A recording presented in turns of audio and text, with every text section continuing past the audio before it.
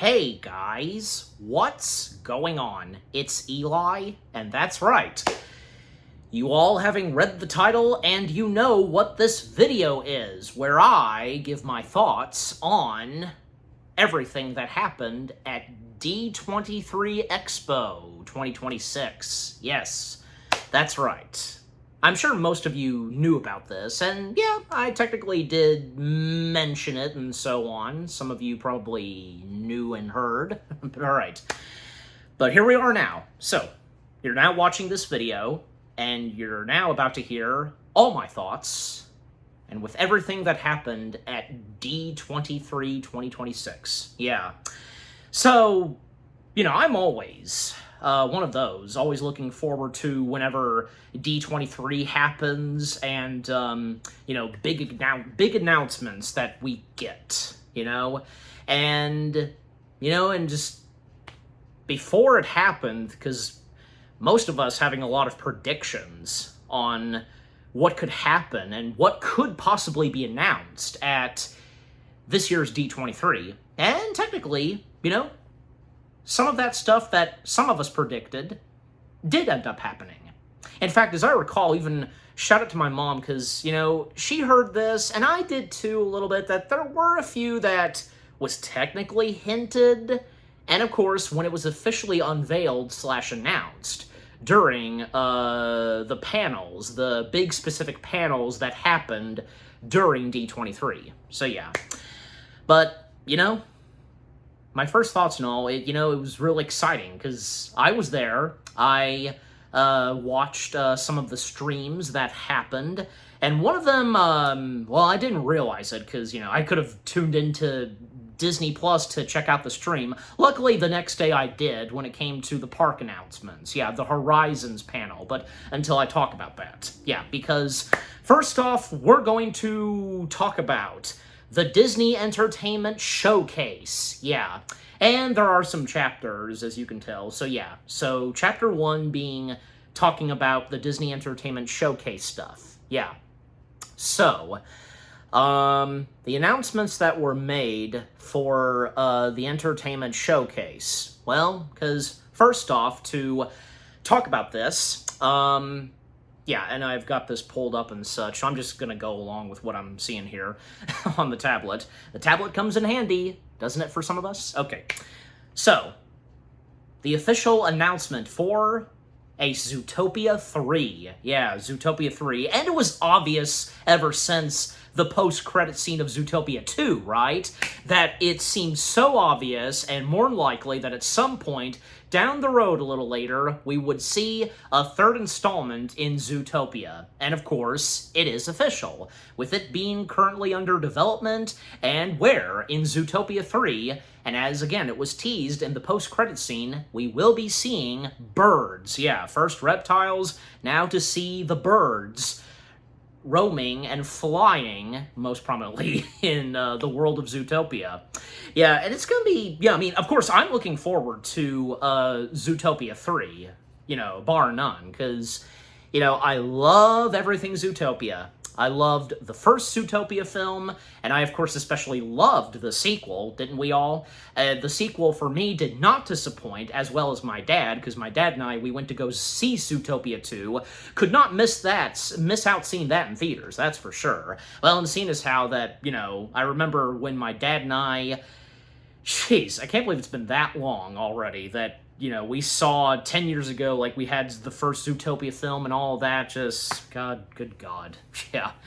But yeah, and then, of course, in between the Zootopia films, we had Zootopia Plus, and we're Zootopia Plus, because that took place, well, during the beginning and ending of the first Zootopia film, yeah, smack down the middle.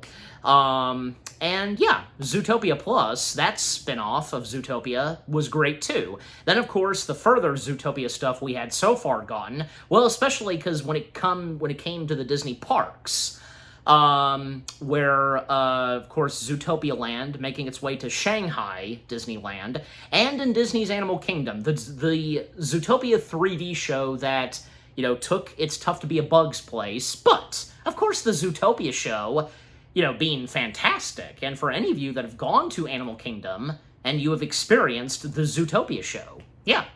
So, and it was great because, you know, Jennifer Goodwin and Kike Kwong, because, yeah, both of them being there to make the announcement on Zootopia 3. Sorry, yeah, I didn't raise the third finger. It was great, yeah, to hear and to know that it's finally underway. And in the next couple of years, we will be seeing Zootopia 3, because, of course, they have a few other projects on the way, as we know, and one of them, of course, being Hexed, that being the next animation film installment for the Disney Animation Studios, after Zootopia 2. Yeah. And yeah, the further details we're going to get about Zootopia 3, what's going to go down in Zootopia 3, and with the bird stepping in, like, oh geez, because after what happened in Zootopia 2, when, you know, false accusations that the reptiles were enemies and they were a threat to Zootopia, which, in reality, in the world of Zootopia, the reptiles were the ones that started it all with Zootopia. So for any of you, of course, that have seen the film, you know. Yeah. So, overall, I hope this isn't another Zootopia. I mean, not that I'm gonna complain if it happens, because, well, I mean, the birds, like, if something at first goes wrong with the birds, what's it gonna be? Because we saw what happened and how, at first, how the reptiles were viewed, but then, once the truth comes out, you know where I'm going with this. But, you know, we of course don't know, for now, what they have up and stored for Zootopia 3, because all we know for now is the birds are coming in officially, but we'll find out later on. So, anyways. But again, I'm looking forward to Zootopia 3, and, you know, just, it's gonna be great. There's no doubt about it. Yep. So, then, Anne Hathaway showing up, and, yeah, because the fact that just a couple days before she would be officially crowned Disney legend, well, because there was a mentioning about Princess Diaries and all that, and, yeah, because, she came out speaking about what being a member of the Disney family has meant to her, of course, dating back to, yeah, where it all began, Princess Diaries. And, yeah, and I think, yeah, as I recall, a little bit of it was mentioned at D23, but especially I saw this on social media, that Anne Hathaway and the others, they are trying their damnedest to get a third Princess Diaries film on the way. You know, and with the absence, unfortunately, of Julie Andrews, because she's not going to be in the third installment, I mean, you know, she's getting up there. She has by now, so, you know. I mean, she's still doing great, but just not really having it in her that much, just like how she did before. You know where I'm going with this? Just, yeah. So, yeah, just always a delight to see Anne Hathaway, and with her presence during the Entertainment Showcase. Well, then we got some mentions and all that of The Simpsons, yeah, because, of course, with the announcement of the Simpsons movie, and I haven't really said anything about, you know, giving my thoughts on a Simpsons 2. Well, I mean, overall, it's happening, so, I mean, I'm not complaining, you know, I mean, I don't care, and I'm okay and down that we're getting a Simpsons 2. That seemed up in the air at some point. Even in a few past D23 events, there were teas and mentionings of a Simpsons 2, and now, of course, it's finally happening. And, you know, it's also fitting to see, because after 20 years of the first film having come out, now we finally have another Simpsons movie on the way. And, well, even Nancy Cartwright was there, and even Bart Simpson herself being present, so, yeah, I mean, you know, hope for the best for whatever The Simpsons 2 has in store. And, yeah, I mean, the Simpsons movie does have an official title, so, yeah, the new Simpsons movie. I think I did get that right. But, yeah, so, I mean, for any of us who have seen and enjoyed the Simpsons movie, I have, and, you know, I like the Simpsons movie for what it is. What say you? And for any of you, of course, you've always been a Simpsons fan. You've been okay, and you've been enjoying how The Simpsons have been over the past couple of years and seasons, and how you feel about another Simpsons movie underway. I mean, I know a few friends that are not really looking forward to it for now. I mean, just, you know what? All we can do is just wait and see how this turns out once we get the trailers and when the film itself comes out in theaters all together. That's all we can do. Yeah. And sometimes it doesn't seem necessary to immediately judge something. You know what I mean? Yeah. In the case of movies that have yet to be made and to come out. Come on, get a grip. It's a bit baffling sometimes. Anyways. I mean, it's understandable, granted, because, when it's announced and, we're getting a sequel of so-and-so, of course, we're going to be very skeptical at first, but you just never know. All right. But overall, yeah, Simpsons 2, we'll just have to wait and see how it turns out. I'm down to, of course, check this out. I don't really expect myself seeing it in theaters. You never know, but either way, I'll definitely check it out.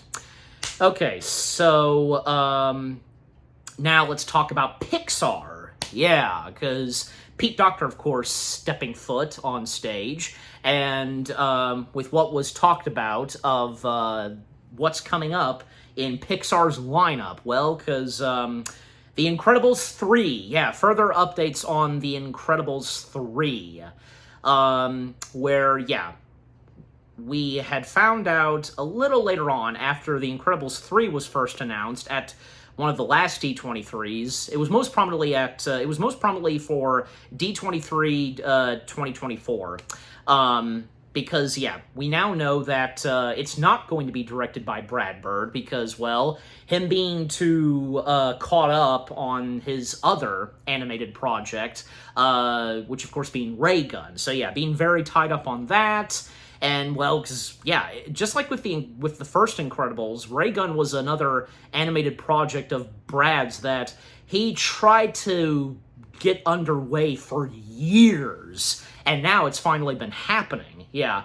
And I forgot to talk about this when I gave my thoughts on all that was announced at San Diego Comic-Con, because Brad Bird was present at San Diego Comic-Con, and he had his own panel. He was talking about, the legacy and impact on The Incredibles, The Iron Giant, and of course talking about Ray Gun, as well as plans for his other project, 1906, if anybody knows about that, now being turned into a series. That's interesting. I'll definitely check it out.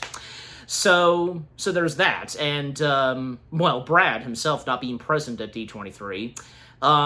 So yeah, again, instead of Brad directing Incredibles 3, Peter Song, whom had previously directed Elemental, and I really enjoyed Elemental, did you as well? He will be stepping in charge, taking the director's chair of The Incredibles 3, and I have no doubt that Peter Song will do a bad job at directing The Incredibles 3, because, well, I mean, Peter Song and Brad, they have technically worked together, most prominently in Ratatouille. Yeah, because as we all know, Peter, he voiced Emile, Remy's brother, so, So, that's exciting and good for Peter, taking the big shoes on something like this. This is The Incredibles we're talking about, and this being the first Incredibles film not to have the father of The Incredibles, Brad, taking the helm. So, yeah. With the official release date of Incredibles 3 being for June 2028, and yeah, perfect timing since that'll come out just over 10 years after The Incredibles 2 last came out, and the opposite of say, the first Incredibles, because, 10 years had passed since the first Incredibles came out, but, because Brad, he was trying his best and taking his time to come up with a story, and eventually, of course, it would happen. Yeah. And also the villain for The Incredibles 3 was also teased. Very interesting, and with what Pete described.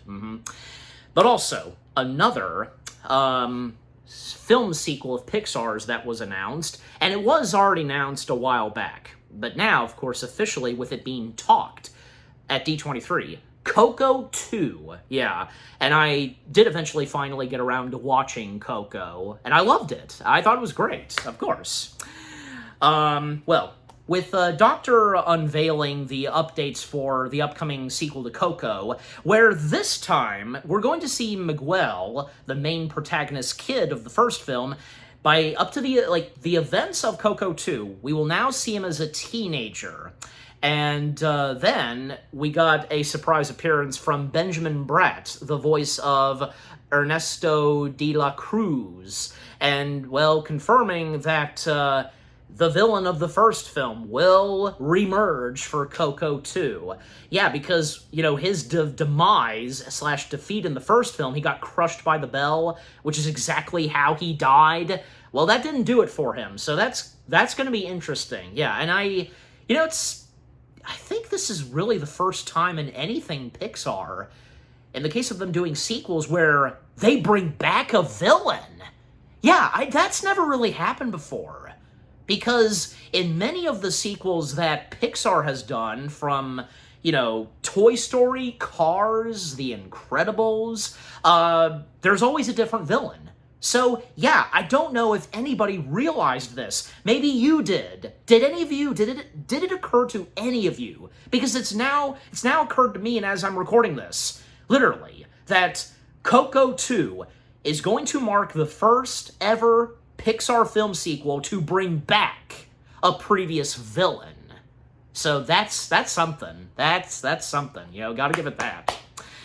Well, and also, another exciting thing about Coco 2, and I did hear about this a while back, that Lee Unkrich, he is going to return to the director's chair for Coco 2, because, you know, even after Coco 2, Lee Unkrich did, a couple years later, step down, being a part of Pixar. And, I mean, from what I can recall, it's not to say that he just flat out, like, abandoned, or not like that, or retired from Pixar. He just, from what I read and recall, is that he just needed to be with his family, and that's understandable. So, yeah, it's great to see that he's coming back to Pixar and to do that.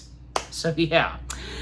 But not only was Coco 2 talked about, because I think this was unbeknownst to the audience, even for me, because I didn't hear anything about this. I didn't hear any article. I didn't see any articles or know anything that this was coming our way. It's coming our way soon.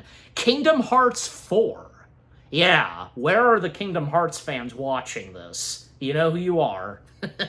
How did you react to this? Was this the first time you knew about this? Because point being, with the unveiling of Kingdom Hearts 4, Coco being a part of the next installment of the Kingdom Hearts franchise, that's going to be something. Yeah. And, well, since we know that Coco is going to be a part of the next installment of Kingdom Hearts, what are the other worlds? Yeah. Worlds that may come our way for the next Kingdom Hearts installment. New ones, you know? I did see a few, like, say, on social media and Facebook, like, and you know what? These would be great. You'd think by now that they would probably do these. Maybe we would get one of, say, The Emperor's New Groove, Atlantis, The Lost Empire, Treasure Planet. Well, they did do Lilo and Stitch before, but, yeah, I just, you know.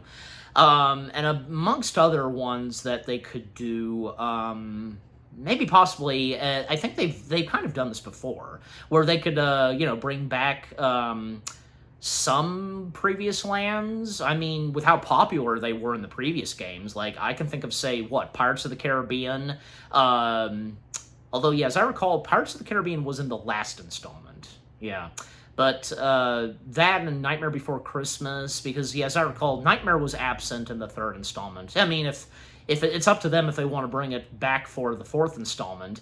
But I mean, like, yeah, the new additions that came our way for the third installment. Well, I mean, because we, of course, had Toy Story, we had Monsters Incorporated, we had Big Hero 6, and Tangled, Frozen, there you go. So, so for you hardcore Kingdom Hearts fans, like, yeah, because you, of course, know these specific details, and how you so far feel about the next installment of Kingdom Hearts, and the fact we're going to have, the next installment is going to have, say, one of the new worlds being Coco. Perfect, of course. And our first glimpse at Sora in Coco getup and such, you know, in the land of the dead. That's great. Oh, and even say, there will be a brand new Kingdom Hearts series coming to Disney Plus. I think I forgot about that. I think, I guess it just went by quick for me or something like that. I don't know, but, hey, that's something. Imagine that. And it's happening, because we're going to get a Kingdom Hearts TV series. Oh, man. It's... What's the word I'm looking for? Because it's... Could you imagine? There are so many potentials. Like, what all could happen in this Kingdom Hearts series? So much. And if, well, I mean, since it'll be a streaming show, I mean, it depends. Like, how many actors and actresses they can get, and some to reprise their characters. Well, you know, say, James Woods, he'll always, until he dies, you know, as he stated, until the day he dies, he'll always want to voice Hades. So you know he'll do it. You know he'll always do Hades, and I'm sure as though, and well, because Hades being a prominent villain in the Kingdom Hearts series, and we know, of course, because I remember, because in the trailer we saw for the next Kingdom Hearts installment, Hades, of course, is coming back, and of course, it's James Woods. So, point being, for the planned brand new Kingdom Hearts series, there's no doubt that probably Hades is going to be in it, and it'll be James Woods. That'll be great. So, yeah. But anyway, so that was a nice little surprise and treat there, and during Pixar. Well, not only that, because coming back to Pixar, because, yeah, one of their other upcoming projects that was technically announced through Wall Street Journal, that being this upcoming movie where it's going to be ghost theme and such, and the official title being Ghost Market. Yeah, and a clip of the film was shown, and yeah, it wasn't even shown. Hasn't even been really released on social media, especially Pixar's YouTube channel. Well, I mean, obviously, we're going to get a trailer later on, but, you know, and if anybody has seen that clip, I think I only saw a little snippet of it, just a little snippet of it. I'll have to go back and look, because, you know, I saw it through, like, say, TikTok and Facebook, but if anybody managed to get it on YouTube, and if it's still there, I'll look for it. But, yeah, so... in the clip for Ghost Market, because it showed where, yeah, because from the film, you know, showing, you know, introducing the audience to our main protagonist, yeah, and to the Ono Market, yeah, the name of this marketplace, which being this little plate lunch shop, which is hidden away in a remote location on Oahu's North Shore, if I pronounce that right. And with it serving lost spirits, which being stuck between life and death, and the living having never set foot in this place. But that is until, yeah, our main protagonist, this fast-talking kid named Kyle Blunders, and he would go in and find himself in an unexpected supernatural adventure. Ghost Market, it's going to be directed by Trevor Jimenez, if I said that right. Jesse Andrews also directing this too. And being produced by the Academy Award-winning Becky Namain Cobb. And it is slated for theaters that same year as The Incredibles. In fact, it's going to come out before The Incredibles 3 comes out, so that's pretty exciting. So, yeah. I'm down to see with what fully Ghost Market has in store, and can only hope for the best. And I recall also that there's going to be some horror stuff to it. And knowing Pixar, of course, they're not going to take the horror stuff that extreme. This is Pixar we're talking about. They know what they're doing with horror stuff in this. Yeah. But yeah, just overall, this is exciting, and it's one of the few original films of Pixar's that was announced. That, and we have gotten further updates on Gato, yeah, which being the next Pixar film after now Toy Story 5 has come out. Yeah. So Gato, as we know, being centered on this scrappy black cat by the name of Nero, whom being voiced by Mark Ruffalo, while beginning to question whether he's lived the right lives after years of maneuvering the canal-ridden, superstitious city of Venice. Yeah. And also knowing that Lawrence Fishburne is a part of this is also exciting too. And of course we had already gotten a teaser for Gatto, so the look and style of Gatto being very different than some of the other Pixar films, and kind of going in that same territory with that specific animation style, just like how some of the other previous films did with, say, of course, the Spider-Verse films, Puss in Boots: The Last Wish, Mutant Mayhem, if you think so, and yeah, you know where I'm going with this. And, of course, it's still gotta be Pixar. We know the specific style and look that of Pixar, so of course, it still has to be Pixar, and with, again, and just, yeah, with them using that type of animation, you know, for this specific film of theirs. Awesome.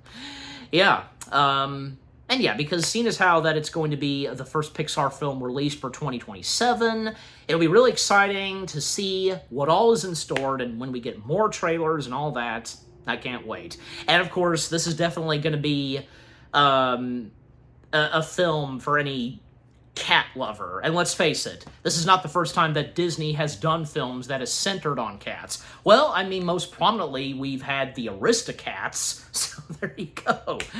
But anyways, so overall, I look forward to what Gatto has in store. Alright, so, then, Kike Kwong and Jennifer Goodwin, they returned on stage, and by welcoming Lilo herself in live action, Maya Keola. I'm pretty sure I got her full name right. But again, live action Lilo, because, well, we got some further updates so far. Yeah, so far some further updates on the upcoming live action sequel. The sequel to the live action remake of Lilo and Stitch. Yeah.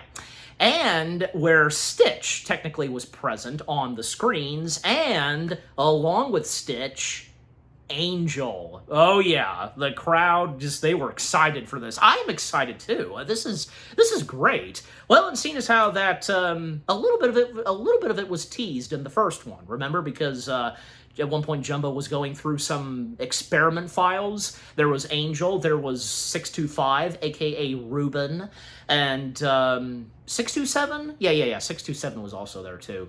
But yeah, so in our first quick glimpse at Angel, just the top of her head and with her antennas, oh, this is really exciting. And of course, we had known ahead of time that Chris Sanders, not only, of course, is he, once again, rightfully so, returning to voice 626, aka Stitch, but he is also going to be the main writer and director of the sequel, and that is so great to hear. And I have no doubt, of course, I love me some Chris Sanders. Who doesn't? There is no doubt that Chris is going to disappoint at this, and, well, I'm sure as though he will try his very damnness to do whatever it takes, you know, with bringing this upcoming sequel to life to the best of his abilities. That's all we can really say. That's all I can really say, and I'm sure you would think so too. Very generous and such, yeah. And yeah, this is going to be exciting, and not to mention that, well, the sequel to Lilo and Stitch coming out around the same month and time as Incredibles 3 comes out. So, yeah. Overall, I can't wait to see what Lilo and Stitch 2 has in store. Say what you will, but I'm entitled to my opinion. I really enjoyed what the first Lilo and Stitch film in live action had to offer. And of course, not exactly close to what the first movie had to offer, and it's understandable. And with what I had to say about it in my review, if you haven't seen it, go check it out. And even others with what they had to say about some of the changes here and there in Lilo and Stitch. Even Doug Walker. I recall Doug Walker acknowledging it too, and I concur. So yeah, and my mom and I, we had this conversation. It's totally understandable. Yeah, just, you know. And I most prominently pointed this out, that surely the live-action remake of Lilo and Stitch better than, say, Snow White. I mean, I've technically said my part on Snow White because I thought it was okay. It's harmless in my opinion. And hey, I'm entitled to my opinion on Snow White, okay? with how I felt about it. You heard it right there. So, all right. So, yeah. All right, so moving on because, yeah, well, this was also announced, that being the sequel to the beloved 1997 film, Rami and Michelle. Yeah, I think I'm getting that right. I assume, you know, any of you have seen and have enjoyed Rami and Michelle. As of this video, I'll go ahead and say it. As of this video, I have yet to watch Rami and Michelle. Well, I should, and on account of its anniversary coming up soon. Yeah. But, yeah, I mean, for anybody who loved the first film, and for any of you looking forward to the upcoming sequel, and if you have a positive mood and have hopes that it could be very well, I mean, surely, because it could not top off the first one, that's for sure. Yeah. Yeah, I mean, because we, of course, had Devil Wears Prada 2, like, you know, those, like, legacy film sequels that we've been getting, of course. And also Beetlejuice. You know where I'm going with this. Yeah. Well, I mean, you know, just wait and see how the sequel turns out. And for the fans of the first one, yeah. And it was also nice to see because the two actresses themselves being present on stage, and who plays Rami and Michelle, yeah. Maria Sorvano and Lisa Kudra. Might be butchering a little bit of their names, but I know who they are, of course. Yeah, I've seen them in plenty of other stuff. Yeah, this is intriguing and all that for anybody who loves the first one. All right, so I didn't really have that much to say on that, and the same goes for these next two that I'm looking at right here. Yeah, Percy Jackson, the third season of Percy Jackson and the Olympians, as well as Camp Rock 3. Now, first off, for Percy Jackson and the Olympians, well, as of this video, I also still have yet to check out Percy Jackson. I don't know why! We all have those things. Movies and shows that we don't get around to yet. So for me, Percy Jackson being one of them. Now, I, of course, had seen the two Percy Jackson films. I liked them. Maybe some of you did. But, of course, in comparison to the movies to the show, well, the show, of course, being more faithful to the books, you know, truthful and such. I mean, as if anything from the two Percy Jackson films didn't really have anything incorporated. Well, they did. Of course, there were changes. There's always going to be sometimes. But it's great to see that, you know, Percy Jackson, having done well, although I do recall I think some of the episodes, maybe just a little bit of season 2 was not received very positively. I'll have to go back and look, but yeah, just like I said, because I don't know why, I'm gonna get to it. I will, you know, when it strikes me, I'm going to check out the Percy Jackson show, one way or the other. Yeah. But yeah, I mean, it's great to see that it's still going on, and yeah, and the cast members, because I of course know each of them, especially whom plays Percy. He's come a long way. So for any of the fans of the show, and of course for those that have read the books and are very satisfied with the show, good, yeah. And as for Camp Rock 3, because, yeah, of course, we've had the Camp Rock films. I didn't really grow up with them. Of course, I mean, yeah, I grew up with a lot of, good chunk of Disney Channel stuff, but Camp Rock was not one of them, unfortunately.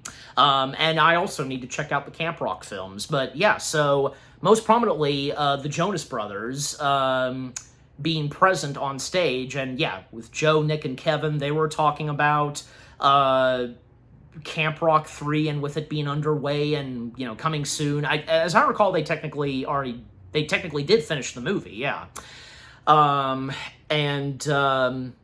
Yeah, so and also a teaser trailer being shown and all that, because, like, yeah, so overall, with the stuff that was talked about of Camp Rock 3, for the Camp Rock fans, no doubt, you know, you guys are looking forward to it. Yeah. All right. And also, yeah, because something else that happened, and right after that, because a teaser being shown for this, the Bluey movie. Of course, got to acknowledge the Bluey movie. Mm-hmm. Man, hard to believe, because, man, Disney and Bluey, they've had it's nice to see, they've had a good partnership, and with Bluey being present for some Disney stuff, like when it comes to Disney Junior and, Disney Plus. And even say Bluey technically making its way to some of the Disney park stuff. And I think even say a little bit of the Disney cruise. Yeah. I will say this. You know, my time, and I'm sure you guys also, for any 2000s babies, at that time, I remember, of course, when it was Disney and the Wiggles that collaborated. Yes, that time being when the Wiggles were present for some Disney stuff, well, most prominently on Playhouse Disney, yeah, so that was my Disney Australia thing, however you call it. So, yeah, here we are now, because, something else Australian-related and merging with Disney, well, collaborating with Disney, partnership and all, which being Bluey. Bluey being another big thing that comes from Australia. Yeah. Love you Australians, my Australian viewers, yeah. Anyways, so, I mean, and I know one or two friends that are Bluey fanatics, you know who you are, and, yeah, even I had a talk with some of them about, with the Bluey movie announced, and seeing as how that the Bluey movie is, I'm sure probably most of us were expecting this, were we? That, yeah, it's going to be computer animated. I mean, it's a movie, so, compared to the budget of the show. Well, I mean, I don't know, because, well, first off, because I have nothing against Bluey, but I didn't grow up with it. It came at a later time when I got older and such, If it existed in my time of the shows I watched, then I probably would have enjoyed it. But you know where I'm going with this, yeah. Well, I mean, all I can really say is, for anybody who loves Bluey, not just the kids, but adults as well, it's just hard to believe, but not that I'm complaining. Yeah, so for everybody that's looking forward to the Bluey movie, well, good for you, and I'm, hope for the best for the Bluey movie. But here's something else that was, I am looking forward to, and something that I did grow up with, and that, of course, being, yes, the 6th installment, that's right, of Ice Age, officially being titled Boiling Point. Yeah, it was great. Queen Latifah and Dennis Leary, they were present on stage and discussing about, the upcoming new Ice Age sequel, and as we know, because, well, from them to John Leguizamo, Simon Pegg, Ray Romano, they're coming back to voice their characters, and also Scrat, along with Baby Scrat, are coming back too, and when it seemed like at first that maybe we wouldn't get Scrat in the 6th installment. I mean, especially since what happened in the events of the Scrat Tales, because that seemed like a triumphant conclusion, happily ever after, I guess you could say, for Scrat. But, it never ends for poor Scrat. Yeah. And also, because, yeah, well, I, of course, reacted to the trailers and all that came out so far for Boiling Point. Well, one where, yeah, because in the newest one, and where there's a moment where we see a Jurassic Scrat, because, well, turns out they're going to be making their way back to the land of the dinosaurs that are underground, so that'll be interesting. Well, and with Boiling Point, because we know it's going to do with lava, and technically, we did get our taste of lava previously, like most prominently in the first Ice Age, but now it's going to be the big center of this next installment, so, but we'll have to overall wait and see what's really fully in store. Yeah. Oh, and also, Crash and Eddie, they are also to come back as well. I mean, there hasn't really been an announcement if the original voices of Crash and Eddie are coming back. We'll have to wait and see. Yeah. But, yeah, say what you will, if some of you are willing to give Ice Age 6 a shot, I know I am. I am 100% going to give this a shot. I mean, I've loved the Ice Age films. I've had no problem with the last 2 sequels because, yeah, because it was definitely by the point of Ice Ages 4 and 5 that it seemed like, okay, 2 more is enough and just all that, especially with what the 3rd one left off. But, we'll have to wait and see, play it by ear, how the 6th one turns out. I mean, for one thing, because seeing how the film is looking so far and with its animation, the look, well, I mean, obviously, and because, well, since this is not being done by the defunct Blue Sky Studios, it's now being done at the new animation studio for 20th Century Fox, and obviously, they'd have to look truthful to how they were in the first 5 films. That is a fact. And they do look fantastic. They do look nice, you know, with how they're supposed to look, and as we know how they look. So, yeah. But anyways, so, overall, Ice Age 6 boiling point. We'll just have to wait and see how this turns out. The further updates we'll get, the more trailers that comes out, and until the movie itself is released. Alright. Also, what else was announced? Well, on the side of Disney theatrical stuff, because, like, there's going to be something of The Greatest Showman. Yeah, which being based off of the movie itself, The Greatest Showman. I really don't have that much to say on this one. I just, overall, like, this is going to be because it will premiere at the Theatre Royal Drury Lane in London's West End, so that's nice to hear. Makes sense, because this is The Greatest Showman we're talking about, and for any of us, of course, all of us, we've seen The Greatest Showman and really enjoyed the movie. So, Godspeed to them bringing The Greatest Showman to life on stage. I'm sure it's going to be fantastic. Okay, then, what else was announced? Well, the upcoming live-action Tangled, yes, and most prominently, Kathryn Hahn was present on stage, and we did get our first taste of Tangled, because even with D23, and currently still, even as I am recording this, because they've still been doing principal photography and all, filming. In fact, there was a special video message from Rapunzel and Flynn Rider themselves, whom are playing them in the live-action film. Tegan Croft and Milo Manham. Might be butchering his last name, but you know who it is, of course. Yeah, so that was really cool, and they look fantastic. You know, and even some of the leaked photos we saw of them in their Rapunzel and Flynn Rider getup, they look really fantastic as those characters. And especially because in that special footage that was shown at D23 when it came to Tangled, to see Kathryn Hahn as Mother Gothel, well, the audience went crazy for that. Did you? Oh, yeah. Perfect casting choice. There's no doubt that Kathryn Hahn's going to do brilliant as Mother Gothel. Well, and seeing as how we previously saw her in something similar like that, well, Agatha, you know, that's great. Yeah, and especially seeing the set photos and all, that's great too. It's looking amazing, and hope for the best. Yeah, I am definitely intrigued by this. And of course, I enjoyed the first Tangled film, and I'm sure you did too. And speaking of which, I remember, like, yeah, this was announced and established before D23 happened, that it was reported that, well, there were considerations and plans for there being a Tangled sequel. And, of course, for the animated version. But, unfortunately, that's been ultimately scrapped. That's unfortunate. They just, you know, they just in the end couldn't really think of something perfect, something good, and for there being a reason for there being a sequel to Tangled. Yeah. And, you know, because looking at the first film, and even though, because technically, we did get more of Tangled. We got that short film of Tangled that centered on the lizard and the horse, you know, chasing after the wedding rings, you know, that one. And also the Tangled series.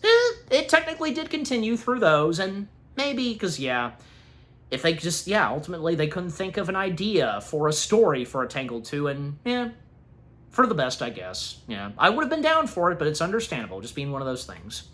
Alright, so, moving on to something else that was announced, and we, of course, knew this ahead of time, and we also know that this is something else that's going to have Kathryn Hahn in it. The, Oswald, the Lucky Rabbit series, yeah, that's going to be making its way to Disney+, and, Jon Favreau directing it. It's, yeah, with him being involved in this, it's really exciting, yeah. Amongst the stars that are going to be a part of, the Oswald series, well, because Kathryn Hahn being one of them, and even Albert Brooks. That's exciting. What part is he going to do? Yeah. And yeah, Jon Favreau directing all of the episodes. It's going to be 4 episodes? Yeah, 4 episodes. Yeah, because, basically, like, the premise of this, well, because, what's going to happen, I'm looking at, because, you know, Oswald having been hidden away since the 1920s, and there's a middle school boy and his friends. They try to help the cartoon rabbit navigate his way through the modern world. That's interesting, yeah. But let's say on Epic Mickey, I mean, I don't know, because that was when Oswald made his big comeback, was when the Epic Mickey games happened. I mean, surely, because it's not there and deliberately ignoring Epic Mickey. I wouldn't think so. Just, you know, like in reality, in the real world, just, you know. Well, and also, not to mention that Oswald, he, rightfully so, had an appearance in the Once Upon a Studio short. Yeah. And, because that moment where Mickey has Oswald, you know, after you, just... And Kuzco's like, no touchy, so... But, this is exciting, you know, because with, seeing this come to life, and not to mention that, well, as Jon Favreau established, and we technically knew ahead of time, that this is going to be hand-drawn animation on Oswald. And yeah, we did get our first taste of what the show's going to look like, where we see Oswald roaming around, at one point, Walt's office, and where he steps on a few keys on the piano, where he plays the When You Wish Upon a Star song. Yeah, cute. But, yeah, so overall, the Oswald series is exciting. Then there was also something else that... was talked about. Favreau, because he then brought on Mike Gunton of the BBC Studios Natural History Unit, and by helping introduce this series that they're doing, which being Lion, with sharing the remarkable true story behind it. Yeah, because being filmed over 4 years and following the real pride in a single cub, Keo, and on his journey to become king. Interesting. You know, I mean, I've seen some of those, nature films, like, you know, Disney's had them, you know, from, say, African Cats, Planet Earth, Chimpanzee, and all that. Yeah. I've seen those, and most prominently I remember, you know, having watched, African Cats. Not to say that I hate it, I'm not into that, just, I don't know, just hasn't really struck me to, you know, oh, you know, I should check this out. No. Take my time and when checking it out and such. Anyways. But I'm sure as though that this upcoming series, Lion, with what I just described, I looked at it, that it'll turn out excellent. Once it hits Disney Plus and all, yeah, for anybody that enjoys that stuff, and for any of you that watch any of the National Geographic stuff, I have a little bit, yeah, on Disney Plus. And this, of course, being one of them. Yeah. Well, after that... Now let's talk about the Marvel stuff. Yes, because first off, yeah, and Kevin Feige, of course, popping in, and, well, some of the stuff that was talked about and announced for what's coming up next of Marvel, and, well, because we know, of course, that, you know, D20, when Marvel... Gotta slow down. Marvel happened at San Diego Comic-Con, some big unveils, well, more big unveils that happened for D23. Well, Vision Quest having its panel, James Spader and Paul Bettany, them showing up, and the specific details that are given by each of them about what to expect with Vision Quest. And, well, that same day, we had the Vision Quest trailer, which I did my reaction to, and so far, it looks interesting. Yeah, and I'm of course, down for it. And not to mention that, well, because Vision Quest is going to be the third and final installment in the WandaVision trilogy. First WandaVision, then Agatha All Along, and now, to close it off, Vision Quest. So, that's pretty exciting. And just seeing, like, yeah, the human versions of Vision, Ultron, because, yeah, and just, like, knowing the specific details on what's going to happen, because, yeah, Vision having rebooted and having escaped from those who sought to weaponize him, and with him having been hiding and searching for a new meeting, and with him consulting the AI personas, yeah, and embedding in his programming, which... Those include Friday, Edith, and Jarvis, and of course Ultron being one of them too, and his discrete existence ending and when, because the bounty placed on his head, it thrusts him on the run with Thomas Shepard, who being a mysterious boy and who may be Vision's son, So overall, it's just exciting, like, with what's going to happen for Vision Quest. It won't be too long until it arrives, and it's going to be great. And just to see Paul Bettany once again as Vision, and James Spader, after all these years, he's coming back as Ultron. And I heard about this, and it was sometime after D23, where he I think, maybe he did, but just, I don't know. But with the article I read, my point being is that James having stated that Ultron managed to survive and remain inside, what was left of Ultron, remaining inside of Vision. So that's interesting. So he wasn't really officially killed towards the end of Age of Ultron. He somehow survived. And knowing Ultron, he could. And he did so. So anyways. Well, not only that, but further talks about Avengers Doomsday. Robert Downey Jr., Chris Evans, and Haley Atwell, they were the only three present, and with them unveiling a special look at the upcoming film, which, because the special look having come out around the same time when this happened. And of course, my dad and I, we had just done our reaction to it if you want to go check it out. And just to see more new glimpses on what to so far expect in Doomsday. Official proper looks from, say, Ian McKellen as Magneto once again. More to see on the other characters, from those of Wakanda, the Fantastic Four, and with, of course, a connection between Victor Von Doom and the Fantastic Four. Of course, and seeing as how that Victor Von Doom, one way or the other, he's one of the top arch enemies of the Fantastic Four altogether.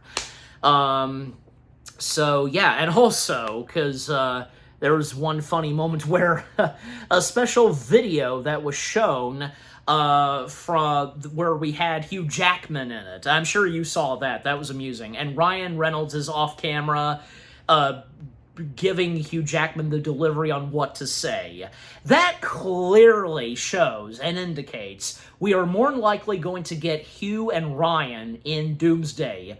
They're deliberately doing this, are they not? I showed this to my dad not long ago. He found it hilarious and amusing, the video I showed him, which it can be found on YouTube, if you've seen it. But my point being is that, me and him were talking about this. It's so obvious, and they're deliberately doing this, that hints and teases that they're going to be in this. Why else would they have done that video, and also Ryan Reynolds having shown up in the gray Deadpool uniform at San Diego Comic-Con?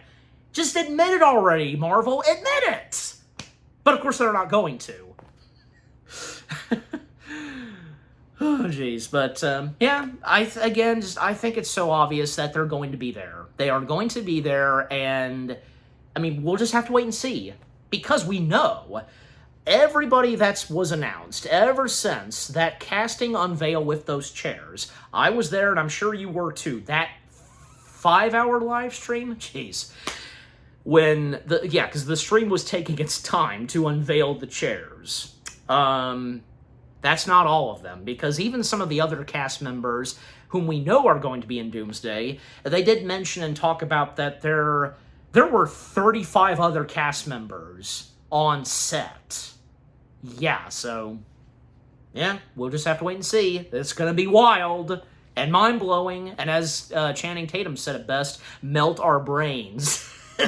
It did for sure when the last two Avengers films came out, and it's going to happen again thanks to the Russos. They know what they're doing and what they're cooking up and such. Anyways. But so the next bit of updates we got from Doomsday, pretty exciting. But not just that. Well, seeing as how, Spider-Man Brand New Day had already arrived. And of course, once the film itself came out, we know by now whom Sadie Sink is. Jean Grey, of course. Yes. So, with Kevin bringing onto the stage Sadie Sink, because Spider-Man Brand New Day being the debut of one of the X-Men, and to, see the X-Men officially in the MCU, Jean Grey being the first, the director of this upcoming X-Men film in the MCU, yep, because this is where the X-Men was talked about, Jack Schreier, if I got his last name right, yeah. Well, yeah, him also coming out, and with them discussing about the official X-Men film in the MCU, post-Secret Wars, and with it being in development, and, well, because they, of course, unveiled so far the first batch of castmates, and whom are going to be these characters in the X-Men, in the MCU? Well, because we have Kit Connor as Scott Summers. We have Christopher Abbott as Professor Charles Xavier. Yeah. Samara Weaving, whom is, by the way, the niece of Hugo Weaving. And Hugo Weaving having been Red Skull in the MCU. So, like, uncle and niece, yeah, to be in the MCU.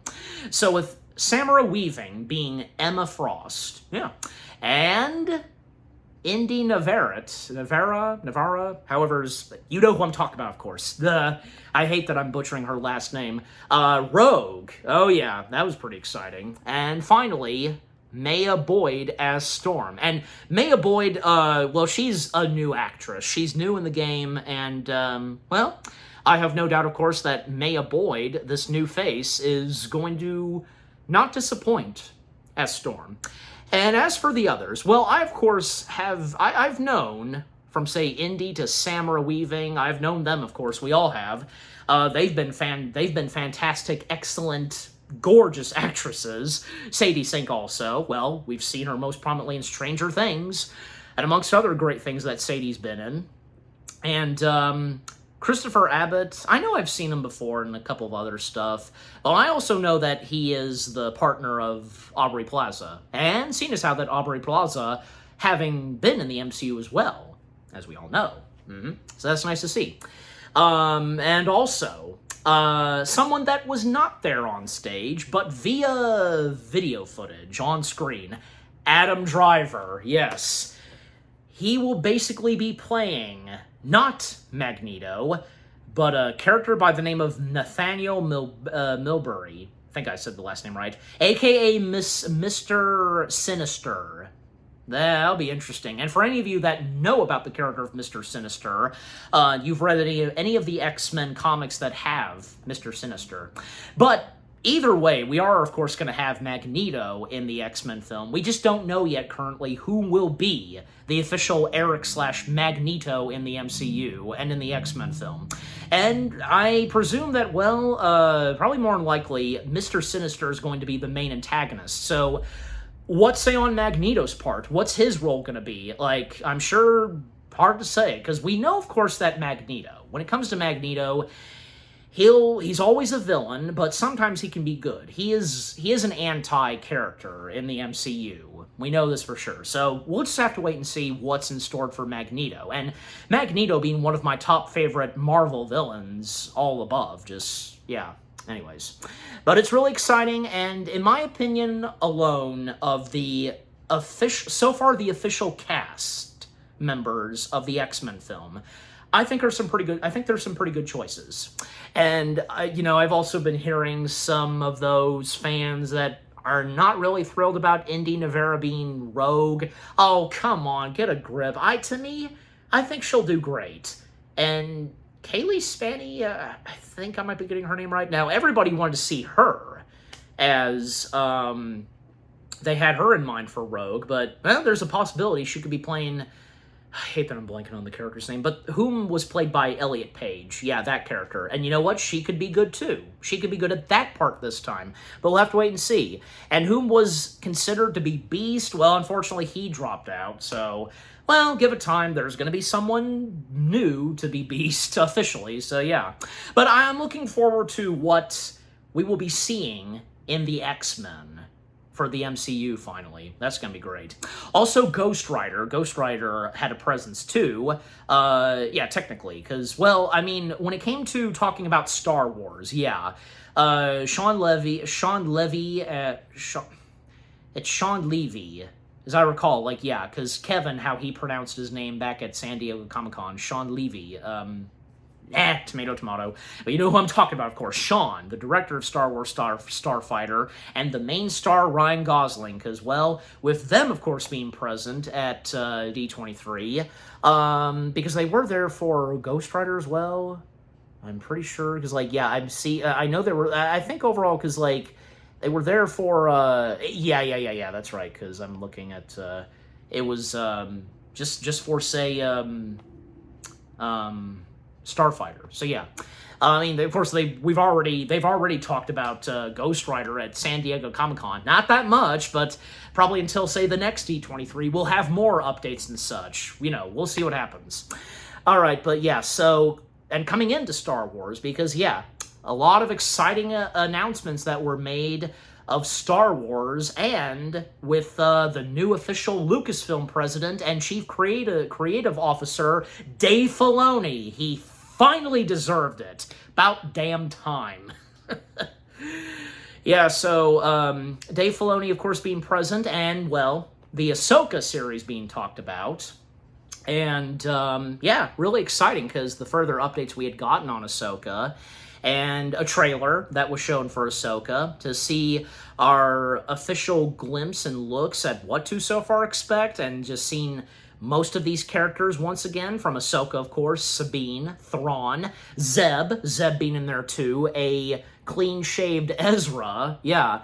And the way that the second season of Ahsoka is looking so far, to a lot, even I kind of feel the same way too. Seems like it's going to have a bit of a different vibe and feel. Unlike, say, how the vibe and feel was in Season 1. And, you know, that's important. You know, because, well, things getting intense, obviously, by the second season, so there you go.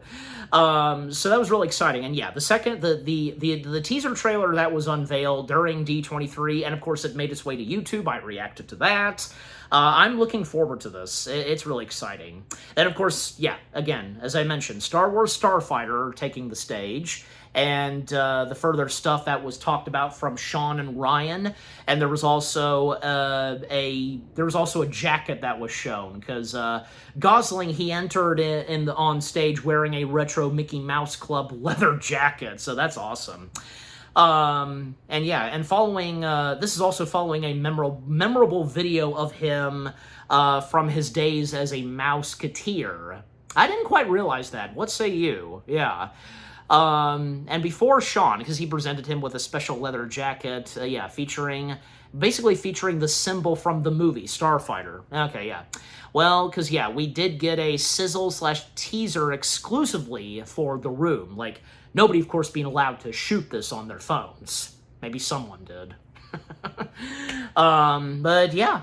And, yeah, I was right, because I swear if I was having a Mandela effect, he is going to be there. Because, yeah, because whom we know is going to be in Star Wars Starfighter, besides Gosling, Amy Adams, of course, Flynn Gray, Daniel Ings, if I got his last name right, and most prominently, Mia Goth and Matt Smith. Yeah, so I was right. Matt Smith is going to be in this. And, yeah, because, well, I mean, Matt Smith, he was originally going to be, you know, a part of The Rise of Skywalker, but he was ultimately cut, so it's nice to see that he'll finally have something to do in Star Wars officially. Well, something else that was announced, and that's it for Star Wars. Well, this new upcoming film, it's going to be an original feature from the Walt Disney Animation Studios called Clay, and it's a working title for now, and if it might be the official title, because I didn't, at first, I didn't really know what to make of this, because all I knew was the title and so on, yeah, but right here, because it was shared by the audience that, this being an original animated feature, which is set in a magical forest, full of fantastical creatures. Okay, so yeah. And when the rebellious misfit Flip is unwillingly chosen during a yearly ritual to mentor a young, impressionable ball of clay named Mushy. And yeah, and then it continues on saying, the unlikely duo is swept into a chaotic and funny, ultimately life-changing adventure. Okay. and it's going to be directed by Fawn Verjon Thorn, if I got the last name right, and whom is the director of Disney's Hexed and the upcoming short film that will be screened alongside with Hexed, Lilo and Scratch. Right. And it will be coming out in theaters the same year as, say, Lilo and Stitch 2 and Incredibles 3, 2028. Yeah. And also, okay, there's that, but, well, until we get further information, more details on Clay, then I, and along with you, will have more to say about it. But not to say that I'm not intrigued. I'm interested. I am, and I'm, curious to see what it has in store. Yeah. Okay, then we had gotten further updates on because there were further updates and talks about, say, Hexed. Yeah, because this was great to see the lovely, talented Haley Steinfeld present, and and with what she has to say about Hexed, as well as a couple of other voice talents, like whom are going to be in this movie that were officially unveiled at D23. Jodie Foster and Walter Goggins. Yeah, you know who I'm talking about, of course. Walton Goggins. My bad. Yeah. Walton Goggins and Jodie Foster. Nice to see that they'll be in one of these Disney animated films. And where Jodie Foster especially, she'll be playing the antagonist. Yeah, the villain. She'll be playing the villainous role. That'll be awesome.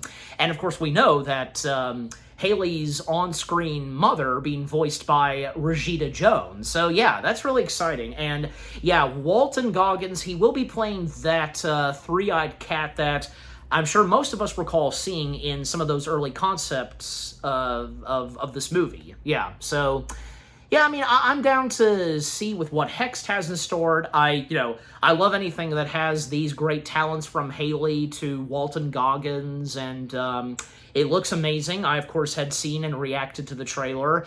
And even when my dad and I, we went to go see Toy Story 5, they did show that trailer. Even my dad is intrigued to check this out, too.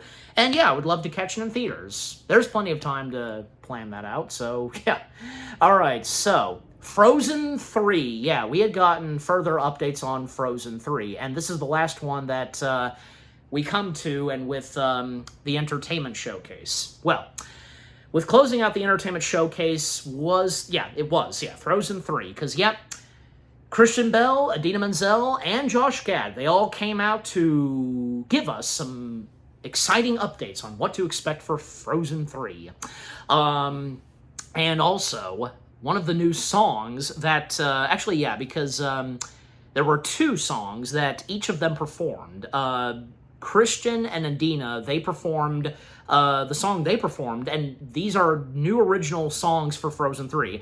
The first one being Frozen Heart. Then Josh Gad came out performing a new original song for Olaf called Olaf, because it's titled Ooh Samantha. I think I might want to avoid listening to those songs. Like, I want to wait and listen to them when the movie comes out. I mean, do you feel the same way? Just like, yeah. I mean, maybe if it occurs to me that, okay, I'll listen to them. I'll listen to how they perform them on stage. Like, yeah.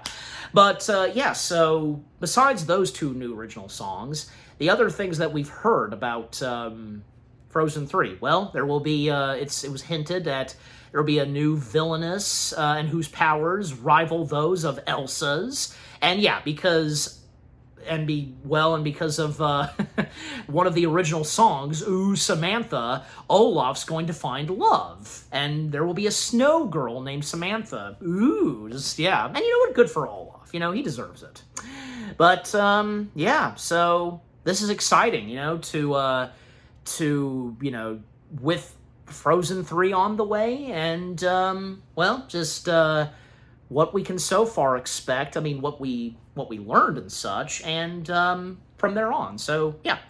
Anyways, so that's all for the Entertainment Showcase. So, yeah, everything that was discussed and talked about for the Entertainment Showcase, all pretty exciting. Most of these I'm looking forward to, and I'm sure the same goes for all of you. Just, yeah, awesome. All right, so now let's move on, and Chapter 2 of this video. Horizons, the Disney Experience Showcase, because yeah, as I said, like Horizons being the title of this panel. So, with the Horizons Disney Experience Showcase being hosted by Neil Patrick Harris. Oh, fantastic. And knowing Neil, of course, love the dude. Him being a huge Disney fanatic. Yeah, so, of course, when it comes to Neil, you know that he's always going to do something musical and with a dance number. And, of course, he does so. Oh, it was great. So, basically, and with what all happened? Well, because the announcements for the Disney parks, and yeah, also Thomas Malzoom, if I got his last name right, whom being the chairman of Disney Experiences and for the Walt Disney Company, being there also with some stuff he had to say.